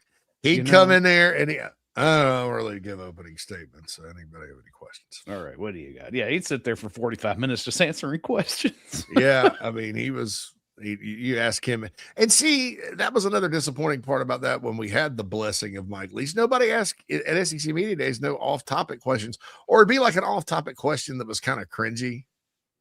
Hey, what do you think about this topic that you really shouldn't be talking about? Or something that he's kind of mentioned before, and it's like you can't really expound on that. That was a one-off. Go try to get him. Or you knew it was a setup. It was kind of like Spurrier. A lot of people will try to bait Spurrier. What do you have to say about those volunteers saying that about you, coach? and then Spurrier, you couldn't set the head ball coach up because it threw him off. It threw him off his mojo. You just had to let him naturally say it. Right? You had to naturally have that. Because otherwise he'd see through it and think it's fake, and he just kind of crazy. Like, well, no, not be talking about all that. So yeah, anyway, they've got a good team, and all right, then. All right, my man. Get it. I know. Yeah, it's no surprise that Kirby and Beamer had the same answer for renewing the state rivalries, right? Beamer said it wasn't really a rivalry, and I don't think it is on Georgia. Georgia's got a bunch of rivalries. Georgia has more teams that are like, okay, so, and it's because of the state of Georgia and how many states it borders. True. Right? Geographically, Georgia's this big old state, and they play everybody they border just about every year, except North Carolina. But they've a really small, tiny stretch of North Carolina it's just borders Georgia. Tiny piece. Up near Murphy, North Carolina. Which, by the way, I found out by reading Four Quarter Friday yesterday, plays the West Side Rams in Bear Woods this year, Murphy High School. So taking the track up there. There's a Harrah's Cherokee Casino, brand new when they opened in Murphy. It's also where Eric Rudolph got caught. So, that town's famous for. It's near the Nantahala Gorge. But anyway, that's where Georgia borders North Carolina. But they play the Gamecocks. The Gamecocks have played Georgia, I think, next to Clemson and maybe North Carolina and Wake Forest.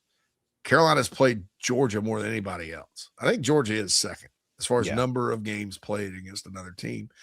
Obviously, the rivalry of Florida's there. Obviously, Tennessee and Georgia hate each other. Right. Obviously, both Alabama schools don't care for Georgia. Auburn's the longest running rivalry in the South. Yep. And so it's just kind of like that with them. But the other interesting thing about UGA, though, if you go to the other schools in the SEC that don't border Georgia, their dislike for Georgia drops significantly. Like LSU, Georgia, okay, well, whatever, the Mississippis, Kentucky, it's not, we don't, So the Bulldogs stir the emotions when they're that close, but so I don't know. I don't necessarily think it's a rivalry, but and then Georgia has Georgia Tech too. Half their schedule every year, rivalry game. Yeah, that's right. They hate us because we're dogs. We're. But I'm glad they're playing again this year. I'm glad. Yes, I'm actually. intrigued that it's in November. Unfortunately, Georgia plays really. They tend to get better as they do as the season wears on. Under Kirby, but it'll be good to have them back. And because Carolina in 2023 actually competed in that game and did not get their teeth kicked in, you think maybe things get back to normal and it's a close competitive football game this season. So anyway, Lance has a take, Latte Lance, in the McKellar Enterprises chat box. For some reason, I just feel like this team is going to start hot and finish 9-3. Because of who and when they'll lose, they'll cost them a playoff spot again. But I'm hoping for a home playoff berth. That's interesting because, it's the same setup with these stupid buys. Right. So to get a home game, you'd almost have to be at least a one-loss team going to Atlanta and then lose. Yeah, maybe lose that game. Maybe lose, depending on else who has 1 loss, 2 losses. I'm here for it, dude. Can you imagine a home playoff game at Williams-Brice? Oh, my soul. I mean, look, nothing against the Gaylord family Opryland Stadium or whatever the heck they call it out in Oklahoma. Right. The Gaylord Opryland is in Nashville. Yeah. Memorial Stadium. Memorial Nothing against that place. It's a fantastic venue. Oklahoma's program speaks for itself. But you think about that Friday night game with Alabama, the pregame with the lights and the blimp and Herbie, Kirk Herbstreit and Fowler. And yeah, I mean, just the setup to that thing, man, that got me. I was like, yeah, that's right. Yeah. That fired me up just for college football. Imagine that at Williams-Brice Stadium.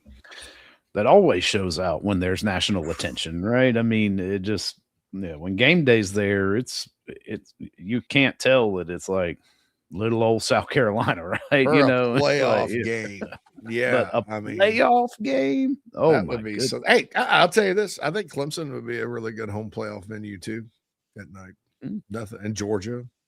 Speaking of, Georgia's just caught the short end of the stick because they keep winning the SEC. They get the bye or whatever. They go to Atlanta, show out, beat Texas, beat Alabama, and then New Orleans. Yep. Crap. There you go. Again. Again. Have you noticed that? Okay, so during the playoff era, Phil, here's something interesting. It's random since we're talking about rivals. New Orleans has been a house of horrors for Georgia and Clemson. Yeah. Just about anywhere else during the playoff era, if I'm thinking correctly, Georgia and Clemson have been pretty tough to beat. Not New Orleans, though. No. I'm trying to think if Georgia, which is weird because Georgia won their 1980 national title down there. And they've done well in the Sugar Bowl. I'm trying to think of the 21 and 22. Georgia was they were in the Peach Bowl one year. Now, I don't think they played in the Sugar Bowl. But now, like the last two, Notre Dame and then Ole Miss, it just hasn't gone their way, has it? No. I mean, you don't want to get slotted for that anymore. I think they're doing them a favor, right? Because it's like, oh, this is the close venue to you, and you're like, it's not really, yeah, but it's where it's the historical where the SEC champion usually goes and plays. So I just think that's interesting. I think that's very interesting. And Clemson during the Dabo era, they didn't win a game down there. I mean, the Dabo era is still going on, but the glory years, 17, they got beat by Alabama. That bad. Then they had 20. Oh, in 19, they lost the championship game down there to that really good LSU team. And then in 20, Ohio State clocked them. Yeah. Pretty good. Clemson hadn't done well down there. Maybe Carolina needs to avoid New Orleans. Or maybe Carolina do better in New Orleans. Maybe that's the ticket there, yeah. I'll throw another fact at you out of nowhere. Clemson did play the year they won the 81 national championship in the Superdome. They played Tulane and won 13-5. 5. Do you know how I know that? My uncle was a Clemson fan by marriage on my dad's side. And he had this book when I was a kid. We go over there at 81 national, and I just memorized the scores. Right. Yeah. I just go through, they play this, that, and the other. The Ghosts of New Orleans, right? Played Tulane. Ghost Flame says, Lance, I signed up for right now for being able to gripe about just missing the playoffs. Maybe we were awesome and make it. But to go from hot seat coach to playoff talk, heck yeah. Pip on a Blimp likes gator jaw meat. Never, ever question Pip on a Blimp about food, by the way. Really. Just trust it. Go with it. Pip on a Blimp. If Kendall Browse is such a good OC, why hasn't he had a chance to be a head coach? There's a number of reasons. And if you think Pip on a Blimp, I did say just wondering your thoughts. I saw something about that on the message board today.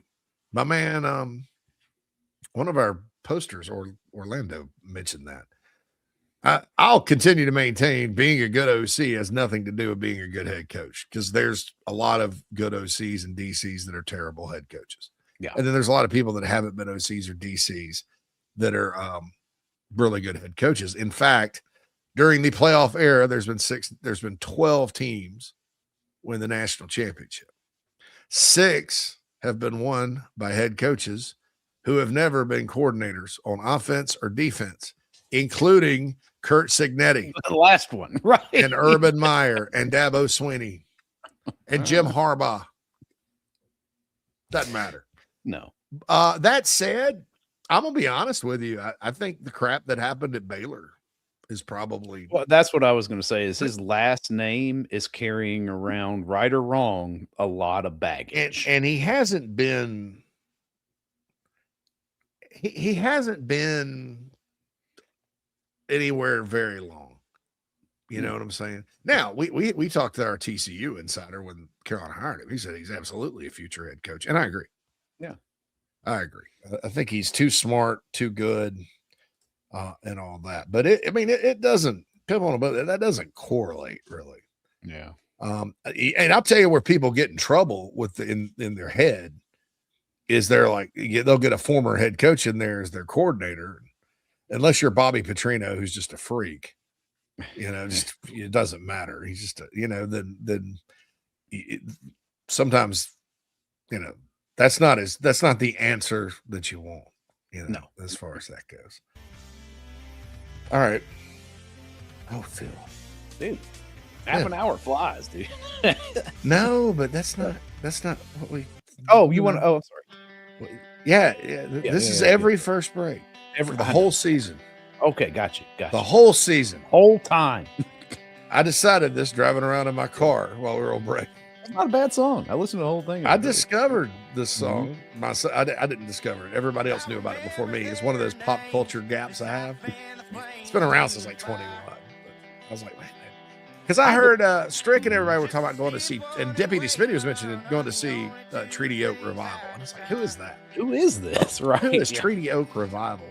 And on my iTunes or Apple Music, it just popped on randomly one day. I was like, this song's really good. It kind of sounds like it's got some Temple of the Dog type riff at the beginning. It's a little fast. I don't mind Stephen Brand, but it's really country. I don't know. Anyway, I like this as the first break. All right, don't forget thebigspur.com, GamecockCentral.com. The special now is sign up for $1 for 5 days, then get it for $5 a month as an annual member, or $11.99 a month. Please check that out, and also download the Chief Sports app to get ready for high school and college football season if you haven't already on Apple. And Nick Harbor, go to the Gamecock Traditions and see Nick Harbor this weekend. Yeah, $10. $10. Check that out. Nick's such a good guy. Praying with Steven Garcia yesterday. He is a 5-star recruit, 5-star athlete. We hope 5-star receiver this year. 6-star person. Nick Harbor. Gamecocks have a lot of guys like that, but he definitely is a special individual. We all continue to pray for Steven. One of the, just not a lot of total people that I admire and think as highly of as Steven, just his brain and the way it works. I've always just thought he's really, really a good dude that is a gift, I believe, to the world he walks through, and hope he continues to walk through it. for a long, long time. And I think he will. I think God will take care of him, and Steven's going to fight as hard as he possibly can, which is pretty damn hard. All right. I said first break. This is the break. And then we'll be back with the last half of the show after this. If you own a home, don't wait on these home safety tips. Flush your water heater, clean your dryer vent, and inspect your roof annually. Don't forget to check washer hoses and caulk in wet areas. Visit RestoProsMidlandsSC.com. Now is the time. Finish your hardwood floors with Recoat Revolution. Beautiful like new floors in just one day. Hardwood, vinyl, laminate, concrete, tile floors. Any floor. We can do it. No dust, affordable, and 5 stars. Give us a call in South Carolina, 803-397-1365. Or visit us at recoatrevolution.com. Go Gamecocks. Do you carry? Carry responsibly with us. What could you lose from a self-defense act? Visit protectwithbear.com to find out more. Protectwithbear.com. Troy Branham of Golden Gate Mortgage can help you save big today anywhere in South Carolina. Over 27 years experience. Visit ggmortgage.com. Troy Branham of Golden Gate Mortgage says go Gamecocks. Dry Space Crawl Space Solutions are your local home protection experts. Crawl space encapsulation, sump pump and drain installs, humidity control, duct cleaning, basement waterproofing, concrete leveling, and French drains. We do it all. Visit dryspacecs.com. dryspacecs.com. Go Gamecocks.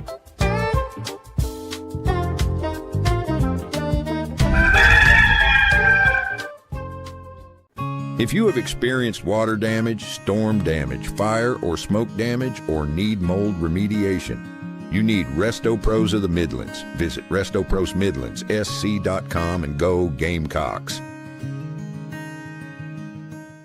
Join us every week for SEC Sunday Night on the Chief Sports Network.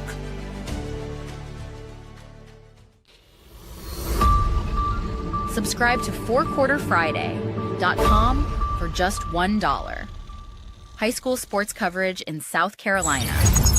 Part of Rivals and on 3.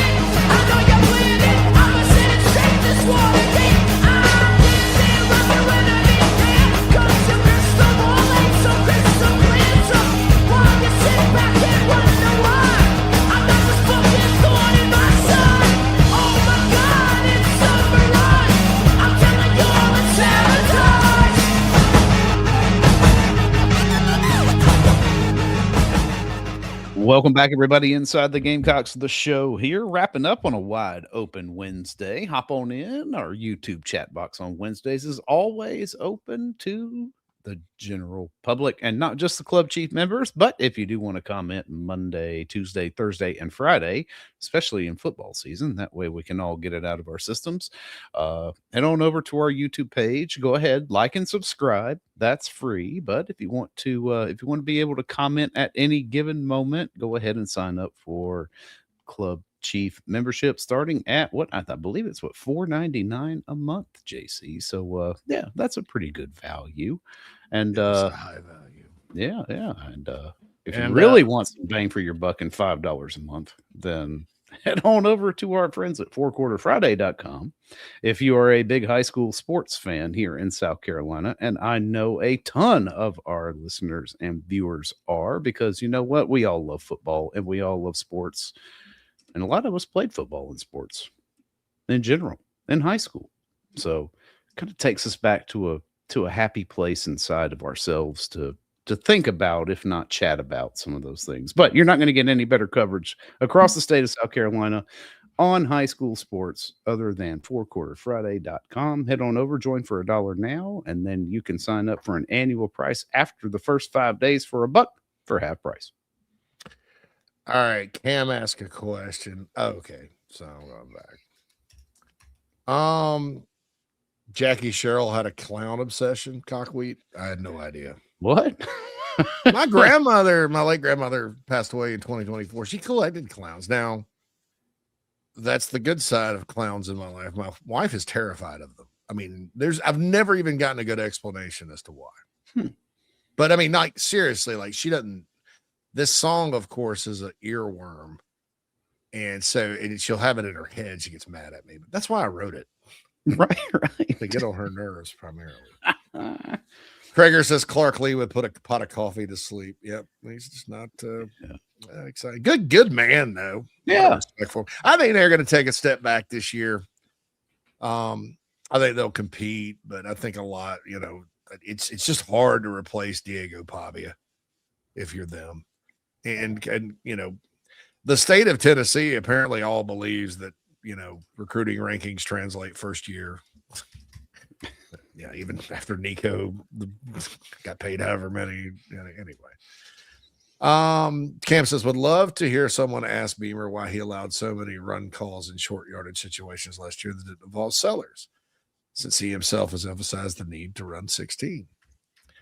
Well, he's talked about it this year, but last year, apparently, and I'll be honest, I think I was just wrong, and some of you guys were right, because, there's what you see and you believe, and then there's what you hear and you're told. And I think maybe there was a disconnect. I think Shula overcoached Lenoris with running, because I think the idea is when you're NFL, whatever, right? And you're talking in terms of a big time pro quarterback, you got to find the nuance in it. You got to find the sweet spot and almost instinctively know, like, on a given play, I'm going to not run here. I'm going to hang in here. I'm going to slide here. It's more of a selective thing. Whereas in college, it's, to quote Dumb and Dumber for the 5th time today, just go, man. Just go. Just go. Just go. And I think given all the other issues with the offense, the complexities, the pre-snap, all that, and Lenoir's just, it's hard. I've said many times, rookie quarterback in the NFL, that's what he looked like, because there's just too much going on. He was overcoached. I think too much was made of it. And the sign started. Here's the thing. Lenore Sellers wants to be coached and wants to do what his coaches say. So the sign started with Dowell Loggins and Shane Beamer after the Clemson game, when he made one of the most. All right, so if you had a top 10 Gamecock highlight play of all time, his run on 3rd and 16 against Clemson to win the game, right, would be a candidate, probably in the top 5. And then in the press conference, it was Dowell, it was Shula, it was Beamer. Oh, yeah, they had Nick Harbor wide open. I'm like, dude, no, if he'd have thrown it to Nick Harbor right there, you may lose the game, because it's like Lou Holtz used to say, did you throw a pass? 3 things could happen, and 2 of them are bad. Right. And look, I am not saying, I know where they were coming from. They weren't trying to criticize the play. That would be dumb. No. But I think what it does is it sets this thing, well, hey, you're trying to coach the guy and get him even better, not keep him complacent. And I think that there were signs there that started. And I think he's just obsessed in his mind with doing this, because what he's trying to do is learn how to be a pro quarterback. Right. It just doesn't work. No. Just let him go play. And Lenoris and Kendall Browse, everybody else have said it all offseason. Just go play, man. Just go, man. Just go. It's like the commentary that you have when you're reviewing the tape when you get back. Yeah. And look, it's not, it's like, yeah, okay, that's what you tell him behind closed doors. But there's no need to be like, well, you missed the open man, and like, come on, dude, he scored a freaking touchdown. Yeah, it's fine, dude. Just don't. I mean, not on that play. I mean, could you imagine if he'd have thrown it to Harbor and Clemson's DBs were getting a beat on him a little bit that day too. Mm-hmm. Clemson had some quick DB. They always have it. He throws it up there in the corner of the end zone. Harbor drops it. The guy steps in front of it. It's another pick. All of a sudden, he goes from the hero to the GOAT. Yep. And he never regained confidence. And then, you know, I don't know. There's a lot. I'm just going to shut up about that. I'm tired of talking about it. Gamecock depressions is moral of the story is everybody hates Georgia. Yep. Within a certain geographic range. That's right. Bobby says these hillbillies here in Georgia don't know who to hate, so they all hate others. They hate all other schools. Hate us because we're dogs. Frederick says Georgia and Clemson should be a rivalry. It was back in the day. The schools are 90 miles apart. Playing Georgia, Clemson makes sense. Quantrell says he's from Oconee County. People think it's heavy Clemson, but strong Georgia there as well. Yeah, I used to when I was in college, my last semester, I was a freelance high school sports reporter. I still remember the first high school game I ever got to cover, Phil. Yeah. As a student at Upstate at the end. A little too old to be going to college at that point. But anyway, forget it. Better late than never. Trying to Not everybody does it in 4 years, man. That's all but right. it was Blue Ridge at Pendleton. Pendleton High School. Man, I went all over the way. Pickens. I got to see a Crescent softball game. Crescent softball was really good back then. But anyway, in the Anderson Independent Males coverage area, they covered Georgia because Georgia, there was a ton of fans at Anderson, Oconee, and Pickens County because it's right there. You know, it's right on the border. So that makes sense. Harrison says, interesting nugget. We got a nugget from Harrison. It's like Harrison's Tasty Nugs. Harrison's Tasty Nugs. I love it. South Carolina 7-0 November SEC home games under Beamer and averages a 38-20 win. A&M and Georgia come to Williams-Brice this November. They didn't have any SEC home games last November, did they? No, I think no. We had 2 home games, and they were both Coastal and Clemson. Mm-hmm. So the home playoff games are just so much cooler and a better reward than playing at some soulless neutral site bowl game. Yeah. And it's a shame the bowl site, they've become soulless, but when you compare it, the bowls used to not be soulless, dude. Everybody go to New Orleans and party for 4 days and, you know, have a great time, right? I when I went to the Outback Bowl in 2001, I had a great time at the 05 Independence Bowl. Now, as the years went on, I don't know about bowls. Yeah. That's not even like you're getting a preview of the next season's team either, right? Because you got holdouts, you got, you know, the transfer portal, you know, you're not getting a kind of glimpse into the future. It's a shell of what it is. Yeah, it's crazy. Nick gyro stepping or Euro stepping. Which returning receivers from the 26 class could be the biggest contributor besides pup sellers? Like 25? Yeah, 26. Okay, I got you, man. Mm-hmm. Crush Clemson. I like that. Nick gyro stepping. Donovan Murph would be my pick right now. You know, Malik Clark had a good spring. I'm intrigued by how you can, like, one of the things I've read about Kendall Browns, he'll find a guy that can just kind of do one thing good and put it in the offense. Yeah, right. I'm intrigued about maybe a Lex Cyrus on an end around. I think Jordan Gidron is going to be really, really good. I don't know when. I don't know if that's that this year or next, but he's going to be really good. But Donovan Murph got his feet wet. If Brian Rowe were back, maybe I would say Rowe would be in that conversation. But I think Pup Sellers and Donovan Murph are your 2 guys. I mean, nobody talks a whole lot about Donovan Murph, and they probably should. Yeah. But, I mean, there's only so many players we can talk about. That sounds extremely homerish. That's not what I'm saying. That sounded, there's so many good players, right? Man, I'm saying it's hard to talk about everybody when you're trying to narrow it down. But right. Murph is pretty good. Cockweed's been pining for Browse as the OC for years because he knew the name baggage would keep him around longer. Wow. Blake just got off a horse. Blake just got off a horse. Krager mentions Lex Cyrus. There goes that guy. Pop out of nowhere. Yeah. Bobby loves Treaty Oak. Mm-hmm. Listen, Gamecock Garrett says, listen to the Talco tapes when you get a chance. I have. Jamie Bradford filled me in because I thought Bradford was gatekeeping them from me. I was like, yes, you've been gatekeeping Treaty. I thought they were yeah. I thought it was a misprint. I thought there were like Falco tapes out there that we hadn't heard yet. Yeah. Gamecock depression. Hope Mazio steps up this year. Favorite player on the team, dude, was really good in 24. Yeah, he just took he just kind of went backward, and I guess they've discussed that. And I think he's a really competitive guy and tries really hard, and maybe kind of emotionally got down a little bit. I mean, look, he didn't look as fast. I'm sorry. Yeah. But I think it says a lot that he hung around. Yeah, I think so too. and he's not done yet, dude. I mean, he's still going to make some plays.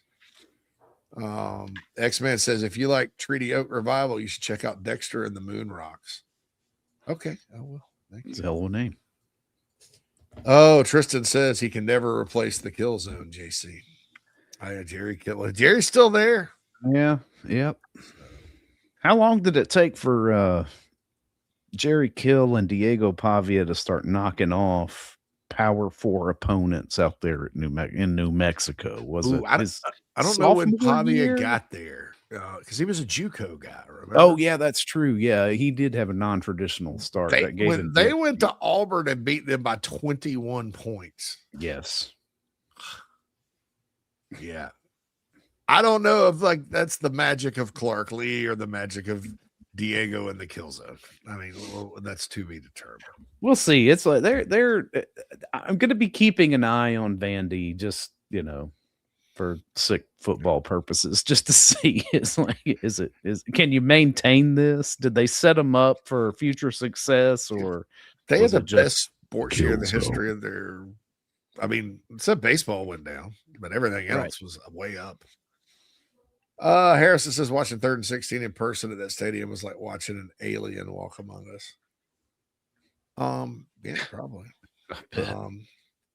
Luke says, would y'all know what I mean when I say scramble ball? How big is that at quarterback? Yeah, the scramble play. It's big in every offense, and Lenoris is really good at it. Yeah, and there was less of that last year because I think there was all this structure they were trying to do. Cam says it's the second ones and third ones where 16's number isn't called to pick up the 1 yard needed that had me scratching my head. Even more so since Beamer can hear the play call in the headset. Well, I don't know. I don't think Lenoris is a power runner. Yeah, it's not. We're not talking about Cam Newton here. It's like that's not a guarantee. I don't know that. Now, look, let's just be honest. There was the 4th down handoff to Matt Fuller. No. The 4th down at Ole Miss where they tried to run the Matt Fuller sweep play again. I think that may be why I was a little more skeptical about Matt Fuller, just because that's just not his game. Yeah. Is that, but I don't know. I mean, it depends on the 1 yard and setup and all that. But yeah, I don't think that's something Shane Beamer needs to be overriding his offensive coordinator about. Do you waste time repping Lenore Sellers under center sneak, or do you just, say, hey, Brady Hunt's got this locked up. He's pretty good at it. Yeah. So TD Null says, I hope all the hype around DJ Black is true. That could be a good thing. Yeah. Mm-hmm.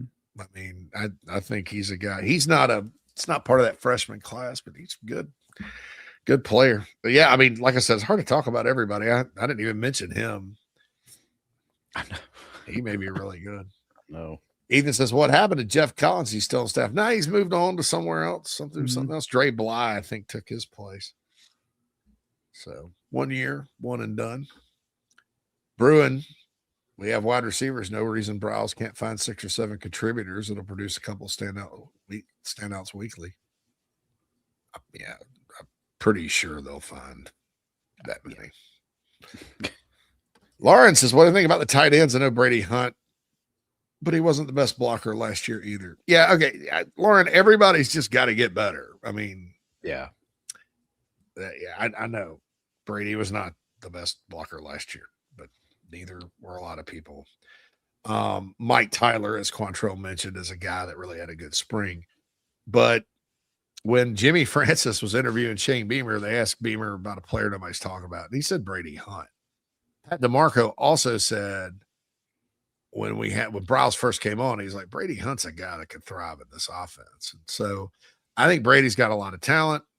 I think his first year injuries set him back. I think last year, kind of what he was asked to do. I think sometimes players, when they have some success doing one thing that may seem weird to us, like the Brady Hunt short yardage thing, right? That gives them confidence. Remember, everybody wanted him out of the portal. A&M tried like heck to get him. So, yeah, individual effort and development needs to happen across the board. Yeah, and I'll say and this, I don't think anybody who lived through what happened last season, JC, is just sitting there like, well, it wasn't me. Yeah. All right. So Mike Tyler, Brady Hunt. Yeah, look, we'll see what happens with Brady and the tight ends this year. The tight ends are going to be used a lot different. It's a lot different deal. Yeah. Than really the tight end has been in a while. So, and then every spring practice you heard about Mike Tyler. So he's obviously put himself in position. Bruin says if you spread the offense, he'd easily pick up a yard or two. Bunching 8 or 9 on the line against 10 of you there is going to be tough. Yeah, I don't like the bunches either. Yeah, I'm not thinking tush push, but just under center, regular, line up front where you do have a couple guys spread out wide. Just I don't know. Well, do whatever you have to do to get. I'm in favor of running Lenoris in short yardage and spread formations. How about that? I am not in favor of quarterback sneaking him and slamming him into the teeth of a defense. He's not KJ Jefferson. Right. That's how they used KJ Jefferson at Arkansas. KJ got hurt, man. I mean, he got the crap knocked out of him. But if you want to spread everybody out and tell Lenoris to shimmy his way through the hole, right? Finesse your way to a yard, because my man can do that, right? Yeah, that all day. Kreger said Kubelic said yesterday that the tight end in this offense makes this Browns offense go. So don't be surprised if Mike Tyler, Hunt, or Mo Brown have a big year. Well, they do make it go. Yeah, but it's more, Craig, like, I don't know that it puts up numbers. Trey Knox they used him quite a bit out at Arkansas, and they used the tight end at TCU too, but it's like, more it's a lot of blocking stuff. Facilitate the run game and get receivers open in intermediate yardage situations. Bruin said bunch in the line and hand it off to a running back is tough in the NFL, let alone in college. It's ridiculous. I know. It drives me crazy. And I know why college coaches, and I know why the NFL likes these bunch formations too. I mean, I watched Ben Johnson use them quite a bit, because what it is, it's like an not exploding, but it's like a flower, a blooming flower. Yeah. When you watch it, everybody's bunched in and then they go. Okay. I think it's tough in college unless you are like Georgia when Todd Monken was there and you just have sick talent and a freak at tight end like Ben and that kind of deal going on. Yeah, right. Yeah. Because it's like it draws more people into the box than is necessary. Mm-hmm. And then you don't really always have that advantage. It doesn't matter that the defensive back doesn't know where you're going when you're blooming the flower if the defensive back's just a better athlete or the linebackers are just better.